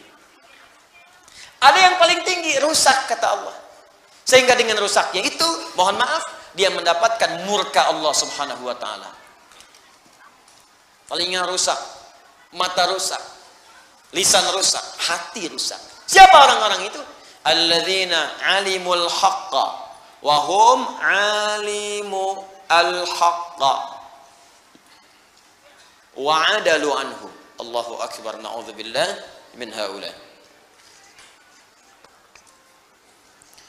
Mereka itulah orang-orang yang sudah mengerti sebuah kebenaran dengan jelas. Benar. Jelas, hujahnya nggak bisa dibantah lagi. Bang jelas. Dan mereka yakin itu benar. Mereka tahu ini benar. Tapi mohon maaf, dengan pengetahuan itu justru mereka berpaling dari kebenaran yang dimaksudkan. Udah tahu benar, diingkari. Udah tahu benar, nggak dikerjakan. Udah tahu kemudian salah, masih dilakukan juga. Sudah tahu kata Allah ini yang benar, dia tinggalkan ini yang salah, dia kerjakan. Maka ini ciri pertama pada orang-orang yang hidupnya sudah tahu kebenaran hak. Kebenaran itu dibagi dua. Ada sidqun, sad, dal, qaf. Ada haqqun, itu berbeda. Lihat sini. Ada as-sidqu. Ma yahtamilu sidqa wal kadhib. Kalau disebutkan kalimat sidqun, itu persepsinya bisa beda. Kadang menurut si A itu benar, menurut si B itu salah. Beda persepsi. Ibu datang mau ke pengajian, datang kepada papa. Papa mama mau ke pengajian, bagus. Menurut papa gaunnya mana yang paling bagus ya? Hijau atau biru? Kata papa, biru deh mah. Ah kayaknya hijau deh. Beda persepsi. Jadi menurut ibunya hijau, menurut suaminya biru. Nah, itu padahal dua-duanya mungkin benar atau juga mungkin salah. Begitu keluar pakai kuning. Baik, tapi kalau haqqun, al-haq, itu artinya kebenaran yang sudah memang benar dan buktinya nyata, sulit untuk ditolak. Dan satu-satunya kebenaran yang tidak bisa dibantah lagi, kebenaran yang bersumber dari Allah subhanahu wa ta'ala. Quran surah kedua ayat 147. Al-haqqu mir rabbika fala takunanna minal umtarin. Semua yang hak itu pasti sumbernya dari Allah subhanahu wa ta'ala, maka jangan pernah ragu saat Anda mendapatinya. Nah kalau orang sudah mendapatkan keterangan hak, lantas kemudian dia menyalahinya, maka Allah benci dengannya. Murka, rusak orientasi hidupnya. Apa hak yang paling tinggi? Hak tauhid. Allah terangkan dengan jelas. Silahkan dibuka dimanapun, cuma dalam Al-Quran yang mengatakan saya Tuhan, sembah saya kata Allah. Quran surah ke-20 ayat ke-14. Innani anallahu la ilaha illa ana kata Allah, fa'budni. Saya Allah, fitrah ketuhanan, berani mengatakan saya Tuhan.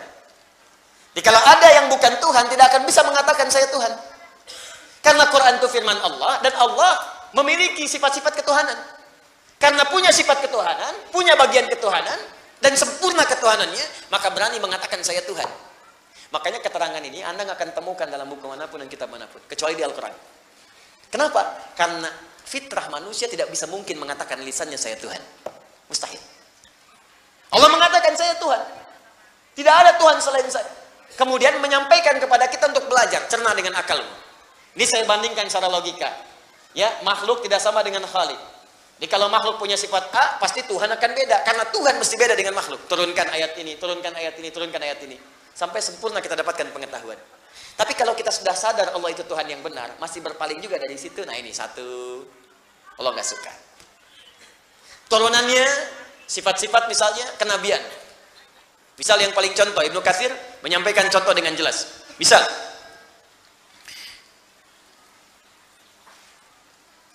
wahumul ladzina fasadat iradatuhum fa'alimul haqqa wa 'adadu anhu wa la siratal dhalin humul ladzina faqadul ilma fahum haimuna fid dhalalah. Teruskan. Wahuma tariqatal yahud. Pertama contoh di masa lalu dicontohkan seperti ini.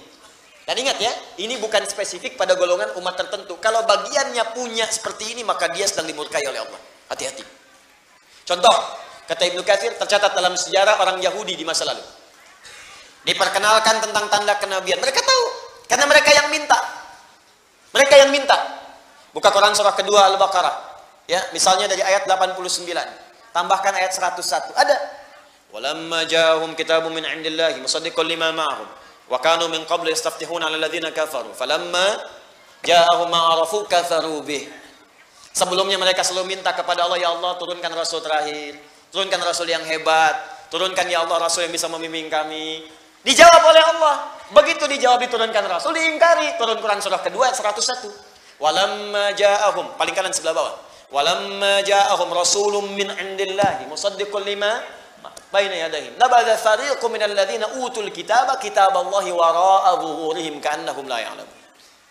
Mereka minta di kitabnya tercatat tanda-tandanya. Nanti akan datang rasul terakhir, ya, di bagian-bagian pundaknya itu ada tanda kenabian. Kalau dia jalan awan-awan menaungi, kalau dia sakit langsung obatnya ada dalam dirinya, ada semuanya. Dan mereka tahu ketika rasul itu diutus, tahu siapa itu. Bahkan bahasa Qur'annya, Quran surah kedua ayat 146. Ya, alladzina atainahumul kitaba ya'rifunahu kama ya'rifuna abna'ahum. Sungguh orang-orang yang baca di kitab itu kenal Nabi Muhammad seperti mereka mengenal anak-anak mereka sendiri. Bapak kan kenal anak bapak, kenal betul. Nggak mungkin anak saya diklaim anak bapak, saya marah. Saya kenal anak saya, nggak mungkin saya ngaku anak orang anak saya. Karena tahu betul fisiknya begini, caranya begini, dia paham betul. Semirip-miripnya anak bisa kita bedakan. Ada anak kembar 100, pasti ada bedanya. Pasti ada bedanya. Nah ini kata Al-Quran, orang-orang yang tahu baca di kitab itu ngerti betul. Tahu ciri Rasulullah seperti mereka mengenal anaknya masing-masing. Tahu. Cuman satu masalahnya. Mereka merasa Nabi yang diutus ini yang terakhir bukan dari kalangan suku mereka. Fanatisme muncul. Karena bukan dari kalangan kelompok, bukan dari kalangan fanatik, bukan dari kalangan sukunya, bukan dari jalur nasabnya, ditolak itu. Jadi bukan menolak kerasulannya, menolak karena bukan berasal dari golongannya. Itu. Karena bukan jalurnya dari jalur Sarah alaihissalam. Padahal tidak ada masalah dengan Sayyidah Sarah. Dua-duanya sama. Ya, Sayyidah Sarah, Sayyidah kemudian Hajar, tersambung ke Nabi Ibrahim alaihissalam. Cuma mereka pengennya dari golongan mereka. Karena nggak dapat masuk dari situ, benci dengan Nabi Muhammad, bahkan ingin membunuhnya. Nah, itu maka disebutlah seperti itu. Itu puncak tertinggi kedua. Pertama, menentang Allah. Kedua, menentang Rasul. Dah tahu Nabi itu baik, Nabi itu sempurna, disoal misalnya. Nah, itu besar itu. Ya, harus kembali ke jalan yang benar, kita doakan. Menentang Allah juga demikian. Sudah tahu Allah Tuhan yang Esa. Dia bahkan mengatakan, asyhadu an la ilaha illallah wa asyhadu anna Muhammadar Rasulullah. Saya ingatkan dengan baik-baik, hati-hati dengan ini. Lantas lisannya bisa mengatakan semua agama sama, menuju pada Tuhan yang sama, cuma caranya beda-beda. Itu tingkat pertama, ghairil maghdubi alaihim. Awas, hati-hati kalau ada yang seperti itu. Kalau dalam urusan akidah saya tegas. Saya gak peduli. Ya, Anda mau adu argumentasi, duduk dengan saya. Silakan kita bicara. Ya, duduk. Anda punya buku apa? Baca, ayo duduk dengan saya. Jangan-jangan Anda baca Quran aja belum lancar. Hah? Anda bisa mengatakan semua agama sama, dalilnya ini, baca di hadapan saya. Saya pengen tahu bagaimana cara baca Anda. Ya. Itu ada sesuatu yang salah gitu. Nah, itu maghdub alaihim. Sudah tahu Allah yang benar, lisannya mengatakan salah. Kita itu nggak usah diajarkan toleransi. Islam itu sudah khatam masalah toleransi. Cuma di kita ada ajaran lakum dinukum. Makanya kita hormati saudara kita sebangsa setanah air yang Kristen, ya kan? Ada hari ibadahnya kita hormati, nggak usah diganggu, jangan ganggu. Ya, nggak usah sweeping ke tempat ibadah orang lain. Ya, nggak usah, jangan lakukan karena kita punya sifat toleransi di situ. Ya, tapi juga jangan terlampau heboh ya, agama hari ibadahnya aja belum muncul, kenapa sudah pada heboh begini? Ya, kita hormati, kita toleransi, jangan sweeping, jangan ganggu, hormati mereka, mengganggu dosa kita. Tapi kalau bertanya tentang Islam, jelaskan itu keindahannya. Jelas sampai sini? Di kita hatam di wilayah-wilayah itu, dan kita diminta untuk menjaga nilai keutuhan dalam kehidupan. Jelas? Nah, itu contoh yang mudah, dan kadang membuat kita itu nggak sadar. Ternyata banyak sekali ajaran tayangan yang bisa membuat Allah murka. Dan itu mungkin yang menghambat doa-doa kita itu. Baca buku, salah buku yang dibaca, yang menjauhkan kita dari Allah. Ikut ceramah, salah ceramah, yang menjauhkan kita dari tuntunan Rasulullah. Mendengar sesuatu, salah baca, mungkin itu yang menjadikan doa itu jarang terjawab. Nggak sadar kita masuk sebuah jebakan, hati-hati, yang sebetulnya itu sudah diingatkan dari sejak dulu, cuman casingnya beda. Luarnya tidak sama, kelihatan seperti bagus tapi buruk. Itu sudah diingatkan di Quran. Buka Quran surah kedua ayat 204, paling kiri sebelah atas di mushaf. Wa minan nasi may yu'jibuka qauluhu fil hayatid dunya wa yushhidullaha ala ma fi qalbihi wa huwa aladdul khisam. Anda akan dapati di antara sementara orang yang kalau bicara kata-katanya begitu menarik, retorikanya begitu cantik. Awas, hati-hati. May yu'jibuka qauluhu fil hayatid dunya wa yushhidullaha ala ma fi qalbi. Kadang-kadang ngutip-ngutip nama Allah, ngutip ayat dipotong, ngutip hadis dipindahkan maknanya. Tapi orang ini pandai beretorika sehingga Anda tuh nggak bisa bedakan ini mana yang benar, mana yang salah. Jadi punya kemampuan bicara kayak orang benar, padahal salah. Nah, itu kalau masuk ke kalangan orang awam macam-macam itu dianggap benar. Hati-hati, karena mereka juga belajar cara nyampaikan sesuatu, ngafalin Quran tapi nggak tamat tapi dipotong-potong. Jadi seperti orang hebat dan gelarnya tinggi-tinggi. Makanya ketika bicara nggak ada gelarnya yang singkat-singkat, nggak ada. Pasti yang S3, paling kecil S2, ada yang profesor. Karena itu gelar digunakan untuk menyampaikan sesuatu seakan-akan punya legalitas. Padahal itu musuh yang sangat nyata, kata Allah. Nih, maghdub alaih. Awas, hati-hati. Sekarang masuk kampus, masuk sekolah. Apa ibu mau? Ibu mengandung 9 bulan 10 hari, diberikan ASI. Sampai sempurna 2 tahun, Anda merawat berpeluh kesah, keringat macam-macam. Tiba-tiba besok-besok pulang, anak Anda mengatakan semua agama sama. Maghdub alaihim. Kalau satu orang dimurkai Allah masuk ke keluarga, wah, itu yang paling bahaya. Jaga dengan baik. Caranya mendoakan. Ya, jangan saling tuduh dulu, doakan dulu, doakan. Kemudian pelan-pelan kita lawan dengan akhlak yang baik. Setelah itu tampilkan, di sana bikin status, ini bikin status. Di sana potong ayat, sempurnakan ayatnya oleh kita. Begitu caranya. Jelas ya? Sampai sadar betul dengan apa yang kemudian kita yakini. Jadi satu, ada aspek tauhid.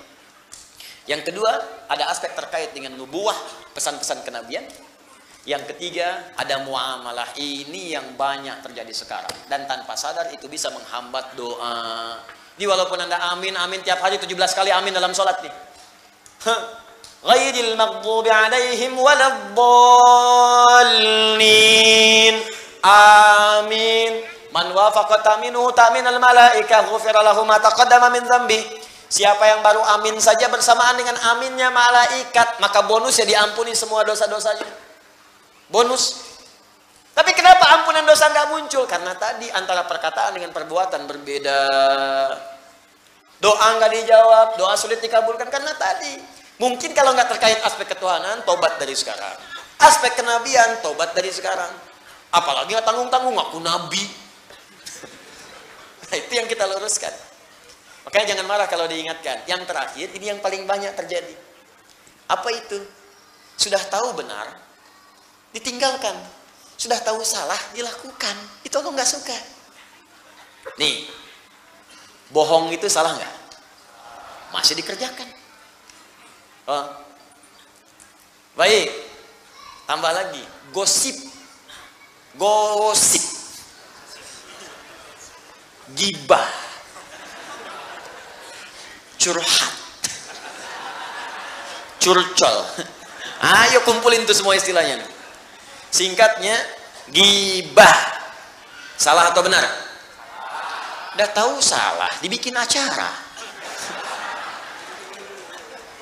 Dinikmati, ditungguin. Ngalahin sholat. Ngarahin baca Quran. Tuh cita-cita pengen masuk surga Firdaus. Cie-cie. Gimana memahaminya? Susah saya pahamnya itu. Udah tahu salah diikutin terus pengen masuk surga. Ya doa aja, kalau doa sulit dikabulkan, cek dulu barangkali ini salah satunya. Kan kelihatan seperti sederhana kan? Coba, maaf, berselisih, salah tidak? Salah, masih ribut. Fitnah, salah tidak? Masih fitnah. Mencela, salah tidak? Masih mencela. Ya pantas kemudian hidupnya juga nggak akan tenang. Ini. Maghdub alaihim, ini skala kecil, Allah nggak suka. Kalau yang tadi yang tinggi-tinggi udah jelas itu ancamannya tinggi. Ancamannya tinggi. Ah, jadi kalau yang seperti ini biasanya pekerjaannya dua. Kalau melanggar ketentuan Allah dengan mudah itu. Pertama, awas. Ini yang diancam oleh Allah dimasukkan ke dalam neraka jahanam. Dan lebih duluan dibanding orang-orang yang tidak beriman kepada Allah. Ini duluan nih, nggak banyak orang tahu. Ini duluan masuk neraka. Dan nerakanya yang paling dalam, keraknya. Pernah bikin nasi liwet? Kalau keraknya itu yang paling gosong kan? Ini yang paling gosong nih. Paling gosong. Ya, ini ancamannya tinggi. Siapa mereka? Golongan munafiqun. Golongan munafiqun. Buka Quran surah keempat An-Nisa ayat 140. Paling kiri sebelah bawah. Wa qad nazzala 'alaikum fil kitabi an idza sami'tum ayatillahi yughfaru biha wa yustahza'u biha fala taq'udu ma'ahum hatta yakhudu fi haditsin ghairi innakum idzam mithluhum innallaha jami'ul munafiqina wal kafirina fi jahannam jami'a. Innal munafiqina fid darkil asfali minan nar. Keraknya. Telah tetap ketentuan dalam Al-Quran. Jika Anda menemui, mendengar atau melihat, menyaksikan orang-orang sengaja memanipulasi ayat-ayat Allah, diputar balikan ayatnya, atau sengaja diingkari, sudah tahu benar kemudian ditinggalkan. Yustahza'u bi, atau sengaja mengolok-olok atau memprovokasi, itu semua. Bisa jadi tingkat paling tingginya supaya orang menjauh dari Allah. Contoh, bapak orang munafik namanya disepakati oleh para sejarawan dengan Abdullah bin Ubay bin Salul. Abdullah bin Ubay bin Salul. Itu disebut dengan Abul Munafiqin. Para sejarawan menyebutkan itu bapaknya orang munafik sebumi. Ya. Dan di akhir hidupnya bahkan dilarang oleh Allah, Nabi dilarang oleh Allah untuk menyolatkan jenazah ini. Di lisannya mengaku beriman. Itu kalau sholat, sabnya pertama. Depan Nabi senyum-senyum. Senyum, nyapa, proposalnya bagus-bagus ke Nabi. Ini banyak nih sekarang, ya Allah, umat begini. Tapi di belakang Nabi memprovokasi. Menghambat dakwah Nabi disampaikan kepada kaumnya. Ini Muhammad dia cuma pemecah belah saja. Muhammad cuma cari muka saja. Muhammad begini. Dihambat orang supaya tidak belajar dengan Nabi Muhammad. Dihambat orang supaya tidak kemudian mendatangi Nabi Muhammad. Dihambat orang supaya tidak mendapatkan kebenaran dari risalah Nabi Muhammad SAW. Yang paling dahsyat, itu Nabi masih berlaku baik. Berharap mau kembali, didoakan. Tapi pilihan jalan itu diikuti. Pilihan jalan Abdullah bin Ubay bin Salul diikuti, nggak mau kembali dia. Jadi begitu kemudian yang paling dahsyat ini, datang dia mengatakan, ya Rasulullah masjid sudah penuh. Bagaimana kalau kemudian kita bikin masjid lain aja supaya terpisah bagian-bagiannya? Kata Nabi, oh bagus juga ya. Padahal di belakang dia kumpulkan pengikutnya, dia katakan, Muhammad itu punya markas, kita akan punya markas juga. Dia bikin masjid lain namanya Dirar. Bukan masjid, tapi tempat untuk makar kepada Nabi. Maka turun perintah dari Allah, hancurkan itu karena itu bukan masjid. Bukan menghancurkan masjid. Hancurkan tempat itu karena itu bukan masjid. Ketika mau meninggal pun masih ingin menampakkan dekat dengan Nabi. Pengen ditengok. Dalam sakitnya, anaknya datang, Abdullah. Ini Abdullah anaknya soleh. Jadi jangan hukumi munafik satu orang, itu untuk seluruh keluarganya, belum tentu. Jangan bully orang yang tidak sama sifatnya. Ya, maaf, Abu Jahal itu luar biasa buruknya, tapi anaknya Ikrimah itu luar biasa. Jenderal yang sangat hebat di dalam perang, dan pembela Nabi nomor 1 di antara bagian-bagian sahabat. Nah, ketika Abdullah datang kepada Nabi, katakan, ayah saya sakit ya Rasulullah. Nabi kasih kemudian air, nih balik ke bapakmu suruh minum. Datang kemudian kepada bapaknya, bawa dilemparkan. Apa Muhammad ini cuma cari muka saja di hadapan saya? Buang. Sedih anaknya. Tapi ketika dalam sekaratnya dijenguk oleh Nabi dan para sahabat, dia tidak ingin menampakkan keburukannya pada Nabi. Bahkan di hari akan wafatnya pun dalam sakaratul maut, dia berkata kepada Nabi dan para sahabat saat itu, ingin menunjukkan kehebatannya. Ya Rasulullah, mohon kalau engkau berkenan bisa memberikan jubah luarmu untuk menutupi aku saat akan wafat ini. Umar sampai gregetan. Ya Rasulullah, perintahkan kepadaku, kupanggal kepalanya saat itu. Kata Nabi, jangan ya Umar, karena orang ini nampak dia orang-orang baik. Orang nggak banyak tahu isi hatinya. Kalau kemudian kita hukumi buruk, jadi fitnah di kalangan banyak orang. Itu rumus dari Nabi. Jangan ya Umar, cuman jubah kau nggak apa-apa, pakaiin aja. Begitu dipakaikan, sudah meninggal mengenakan jubah Nabi, tapi turun ayat untuk melarang Nabi menyolatkan jenazahnya. Dilarang oleh Allah. Jangan salatkan, la tusalli ala ahadin. Jangan salat dari salah seorang pun di antara golongan munafik itu. Dan ketika ayatnya turun, hukumnya berhukum umum. Ini menunjukkan akan ada lagi orang seperti itu di masa-masa setelah Nabi Muhammad SAW. Tadi itu Abdullah bin Ubay bin Salul. Hidupnya begitu kolokan, wafatnya mengesalkan. Nah, kalau disebutkan umum, maka kaidah dalam asbabun nuzul, kaidahnya berkata demikian. Al-ibratu bi umumil lafzi la bi khususis sababi. Hukum itu akan berlaku dengan keumuman lafaz, bukan sebab khususnya. Di sifat munafik itu, sifat nifak itu akan terbawa di setiap masa. Anda akan menemukan, makanya disebutkan tandanya oleh Al-Quran. Untuk orang baik, ayat kedua sampai kelima Al-Baqarah. Orang-orang yang ingkar 6 sampai 7, tapi munafik 8 sampai 12 tandanya. Ada yang di depan Anda baik-baik memuji, di belakang menjelek-jelekan. Sekarang banyak. Ada di depan Anda menyayangi, yang di belakang kemudian menjerumuskan, banyak. Ada yang di depan Anda seperti orang baik, di belakang kemudian mencela Anda, banyak. Maka diturunkan ayat ini untuk mengajak sadar lagi. Ya, bukan untuk menjatuhkan hukum vonis, tidak. Makanya kita doakan. Makanya saya sering katakan begini, saya mendoakan orang-orang yang mencela, ya, atau misalnya menjelek-jelek, saya doakan supaya kembali. Sudah cukup setan menjadi musuh yang paling bahaya buat kita.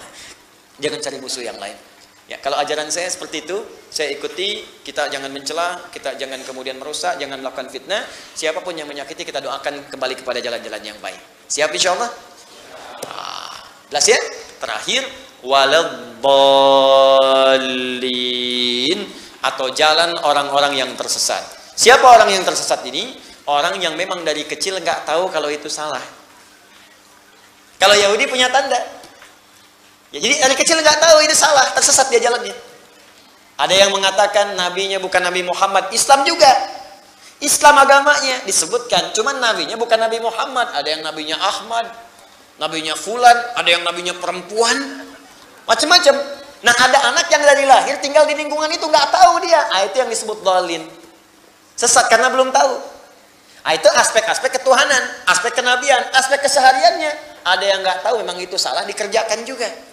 Tapi itu jarang, karena fitrah kita akan menolak sesuatu yang salah.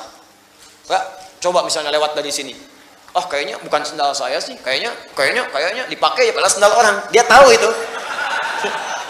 Kecuali yang mirip sendalnya, mirip, ukuran sama dipakai, nyampe sana baru sadar, kok nggak enak makainya. Emang nggak enak kan, karena itu udah lama, yang Anda baru. Atau kebalik gitu kan. Nah itu dhalin, karena nggak tahu. Ada lagi orang yang nggak tahu kalau dalam sholat bukan seperti itu caranya. Cuman dia salah karena nggak tahu ilmunya. Misal, maaf ya, ini saya tidak bermaksud menyalahkan dulu ya, tapi saya tuh melihat dalilnya begini, contohnya begini, saya ikutin. Dalam takbir misalnya, kan itu di setiap hadis yang ada, cuman angkat langsung simpan. Ya, jadi angkat, sejajar dengan bahu bisa, di sini bisa. Langsung simpan di sini, bisa. Telapak bertemu punggung begini, bisa pergelangan ketemu pergelangan begini. Ya, jadi pas takbir langsung di sini. Dan tidak diukur dulu, Bu ya. Allah. Pas. Bisa nyampe sini. Tapi tidak sampai sini. Nyampe sini saja. Nah, itu hadis-hadisnya mengatakan silahkan angkat, simpan. Ada yang tidak menyimpan sama sekali di sini, irsal namanya. Irsal. Jelas ya? Ini di Malikiyah banyak begini. Pilihannya begitu, tapi saat mengangkat ini langsung diletakkan atau langsung begini, tidak ada gerakan lain. Tiba-tiba misalnya ada yang mengatakan, Ustadz gak enak lah, masa kemudian kita sholat, nih tangan kanan kan bagus, kiri kurang baik, masa kiri duluan lantas tutup kanan? Bisa nggak kanan dulu, baru kiri. Jadi begini, angkat, tutup.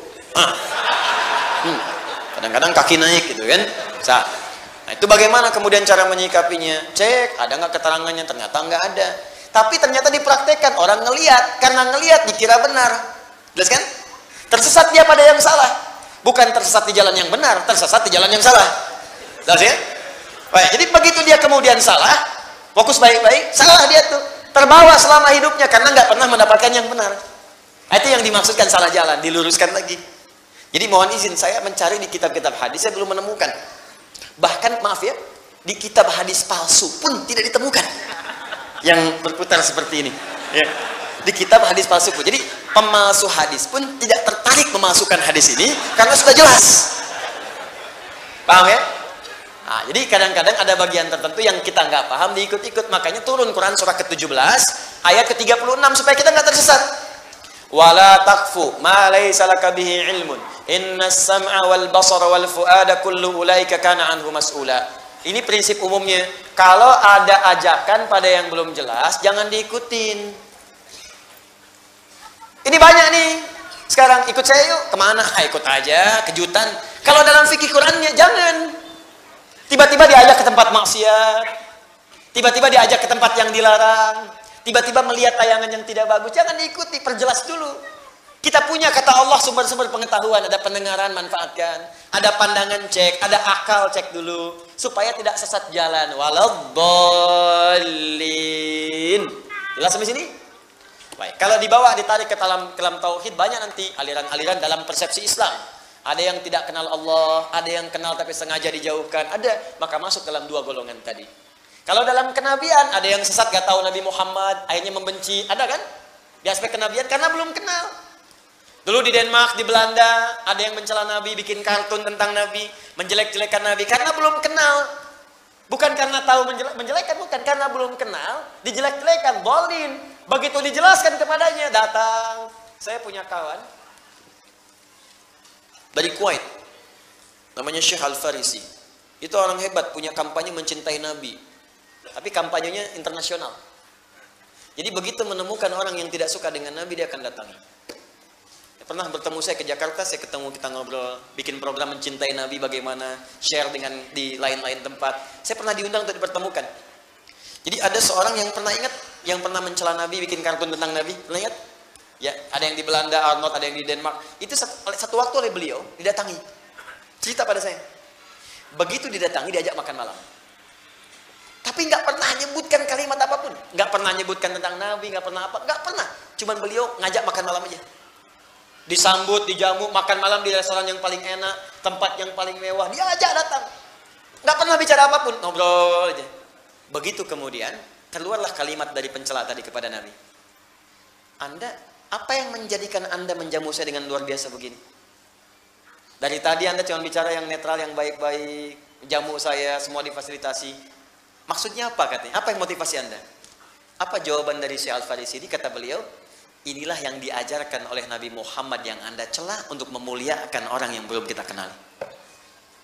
Langsung bengong, seketika tak bisa berucap.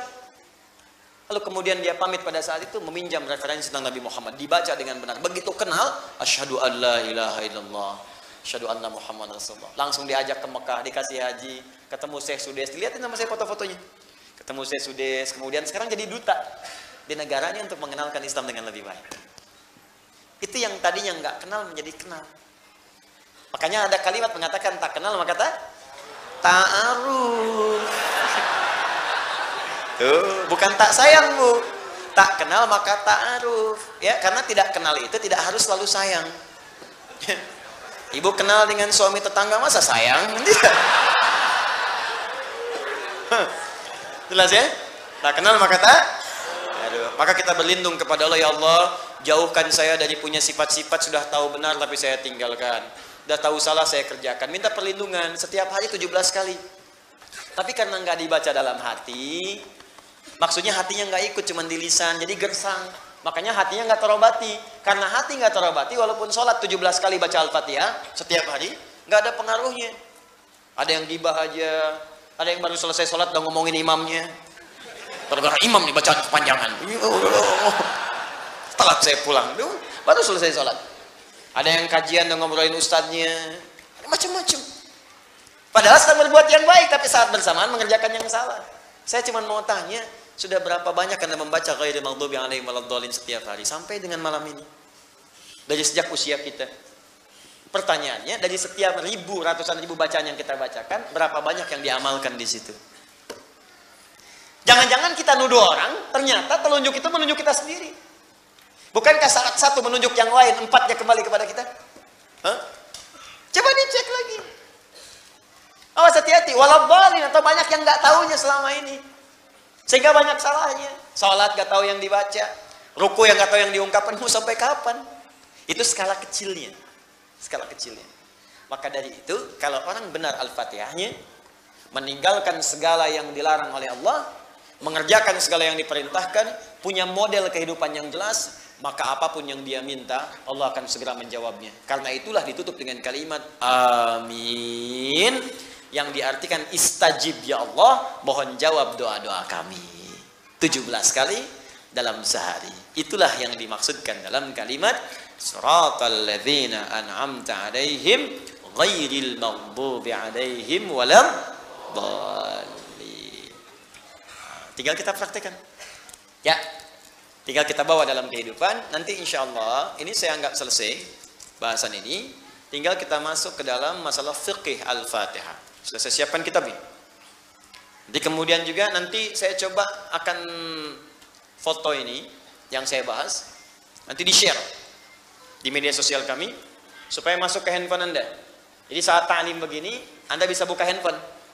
Sekarang rubah dari bikin status, melihat materi kajian. Ya.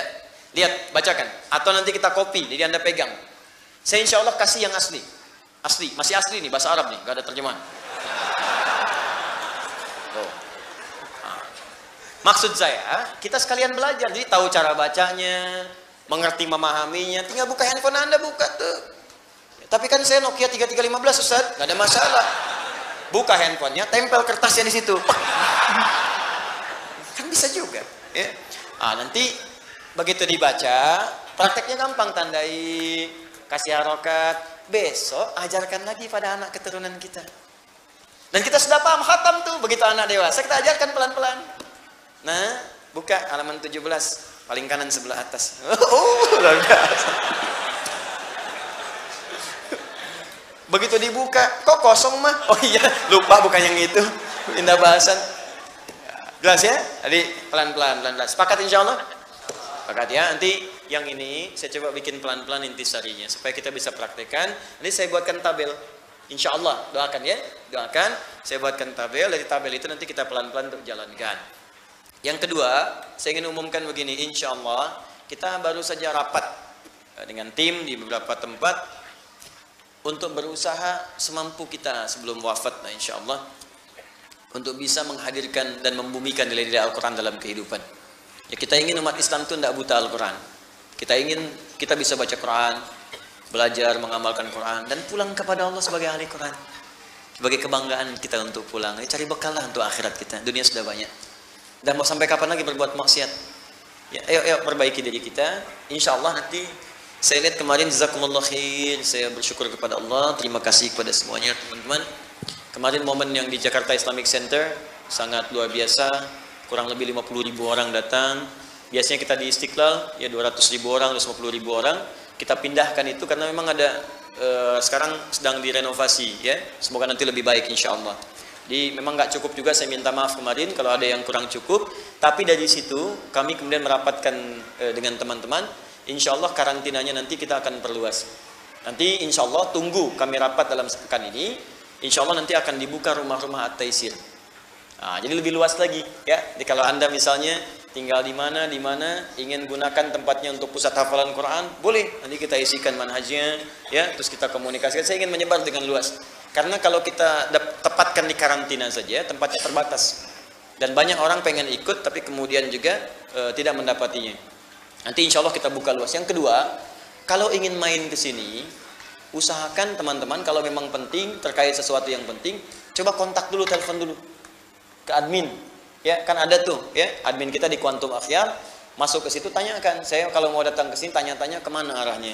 Karena saya dapati beberapa pekan ke belakang ini ada yang sudah bawa koper, ya, bawa anaknya dibawa, sudah datang tiba-tiba nanya, saya mau sekolahkan anak saya di Quantum Akhir Institute. Ternyata nyampe sini kan sekolahnya belum ada, ya. Terus nanti diarahkan, kalau mau buku arahnya ke sini, tanyakan ke pihak masjid, paling gampang ke masjid. Nanti di masjid akan diarahkan atau petugasnya ke sini disampaikan buku ini. Saya senang, silahkan kita terbuka, nanti insya Allah kita berikan yang baik-baik yang bisa kita mampu dapatkan. Terima kasih, saya lihat juga banyak yang datang malam hari ini. Saya dengar ada yang ibu saya tadi malah ngasih tahu. Ibu saya ngasih tahu ada yang dari tempat lahirnya ibu saya dari Menes ya. Nah, ada yang dari Menes, oh, masya Allah ya. Ya Menes, ya lampu merah, sono lagi. Dari Banten ya. Baik, berapa orang Bu? 30, masya Allah ya. Semoga lancar insya Allah ya, baik di jalan. Dan saya insya Allah memuliakan sebaik yang saya bisa, sepanjang insya Allah ibu saya lahir di sana, dan saya akan memuliakan siapapun yang ibu saya sampaikan. Insya Allah nanti saya coba siapkan ibu pergantian untuk transportasinya, disampaikan pada staf saya berapa biayanya ibu sewa kendaraan ke sini. Nanti insya Allah saya akan ganti. Kemudian malam ini saya mintakan staf saya untuk menyiapkan paket at-taisir ibu untuk pulang. Jadi nanti insya Allah masing-masing dapat satu. Ya, satu paket ya, satu paket isinya nanti ada 2 buku dan 1 mushaf insya Allah. Kemudian yang ada yang lebih jauh lagi dari Menes? Lebih jauh lagi dari mana yang datang paling jauh? Boleh angkat tangan? Dari mana Pak? Pontianak, masya Allah. Lebih jauh dari Pontianak? Papua, masya Allah. Dari Papua. Saya yakin gak ada yang lebih jauh lagi dari Papua. Ke Indonesia. Bapak dari mana? Aceh. Jauh mana Aceh dengan Papua? Papua. Wah, ada lagi yang lebih jauh lagi? Ya? Oh, luar biasa. Jauh banget Tasik. Oh, jauh banget, masya Allah, luar biasa. Tasik gitu. Baik. Oh, Korea, dari Korea. Baik, ada yang dari Korea, masya Allah. Ya Bu? Hah? Iya dari Korea, betul, Korea Selatan. Dari Korea ya. Ada yang dari Korea, boleh angkat tangan? Oh, baik, masya Allah, dari Korea ya. Ada yang lebih jauh dari Korea? Tidak ada lagi. Baik, semuanya saya berharap mudah-mudahan diterima oleh Allah Subhanahu Wa Taala amalannya, amal solehnya. Lalu kalau ada mau pulang, ada apa-apa, coba ditanyakan pada admin kami. Tanyakan, kalau ada yang bisa dibantu, insya Allah nanti bisa dibantukan. Jadi selesai tuntas kalau pulang tuh. Ustaz, saya mau tanya mushaf. Kalau kami ada, kami berikan insya Allah. Ya, Ustaz, saya pengen buku. Ada, kalau ada wakaf kami berikan. Kalau harus infak mungkin itu ada yang bisa berbagi. Tapi kalau nggak ada infak bilang aja. Nanti kita carikan solusinya. Ya, biasanya saya udah ada, alhamdulillah. Tidak, kita sama-sama. Itu buku paket at-taisir yang dijual, yang sekarang terbeber, saya tidak mengambil spesial kue. Itu semua akan dikumpulkan untuk bangun Islamic Center. Ya, untuk teman-teman tuh, paket-paket at-taisir yang ada sekarang. Kami baru cetak mushaf 10.000 eksemplar, al-akhir. Kami kirim ke Bali 4.000. Ada yang kita kirim ke tentara, ada yang kita kirim ke pegawai, macam-macam. Supaya semua itu senang dengan Al-Quran. Ya, dan kita mencoba yang terbaik yang saya mampu. Tapi kalau teman-teman ada persoalan, tidak harus langsung ke saya juga. Mungkin ada ustaz-ustaz lain yang dekat, ada basnas, ada macam-macam. Insya Allah diringankan oleh Allah Subhanahu Wa Taala. Ya, kita sama-sama jadi keluarga yang baik, dan ini akan menjadi taklim yang terakhir saya di masjid ini untuk tahun ini. Ya, ya. Jadi kita libur setahun nih, ya, setahun. Kita ketemu lagi tahun depan, insya Allah. Jadi kita ketemu tahun depan. Saya minta maaf. Ini mungkin yang terakhir saya sampaikan di sini. Tapi nanti, diam dulu sebentar. Nanti saya gunakan sisa-sisa waktunya untuk menjawab pertanyaan-pertanyaan online. Termasuk juga saya akan tersambung nanti dengan beberapa tempat, baik dekat ataupun jauh, dengan izin Allah Subhanahu Wa Taala. Terakhir, saya minta maaf. Tentunya banyak kesalahan yang saya kumpulkan. Semoga Bapak Ibu berkenan memaafkan. Dan mudah-mudahan kita diampuni oleh Allah Subhanahu Wa Taala. Kita akhiri, Allahumma taqabbal minna innaka antas sami'ul alim. وتب علينا إنك أنت التواب الرحيم اللهم علمنا ما ينفعنا وذكرنا ما نسينا فقهنا في الدين وعلمنا التأويل ووفقنا لنعمل ما تعلمنا به Allahumma ya Allah, mohon terima seluruh amalan kami. Allahumma bimbing kami untuk mengamalkan apa yang telah kami pelajari. Ingatkan kami dikala kami lupa ya Arhamar Rahimin. Bimbing kami untuk mengamalkan apa yang telah kami pahami dalam kehidupan kami ya Arhamar Rahimin. La tada' lana fi maqamina hadza wa fi kulli maqamin dzamban illa ghafartah. Ya Allah, kami mohon jika ada di tempat ini para pendosa yang pernah hadir di sini, maka mohon jangan biarkan dia pulang sebelum Kau ampuni segala dosa-dosanya. Allahumma wala hamman illa farajtah. Jika ada yang tengah gelisah, mohon tenangkan hatinya sebelum dia kembali ya Rabbal Alamin. Allahumma wala dainan illa qadaitah. Jika ada yang terlilit oleh utang piutang dalam hidupnya, maka mohon dengan segala kemuliaan amalnya ya Allah, berikan rizki kepadanya untuk bisa melunasi utang-utangnya. Allahumma wala maridan illa syafaitah. Jika ada yang sakit di antara kami, mohon ya Allah angkat dan sembuhkan segala penyakitnya.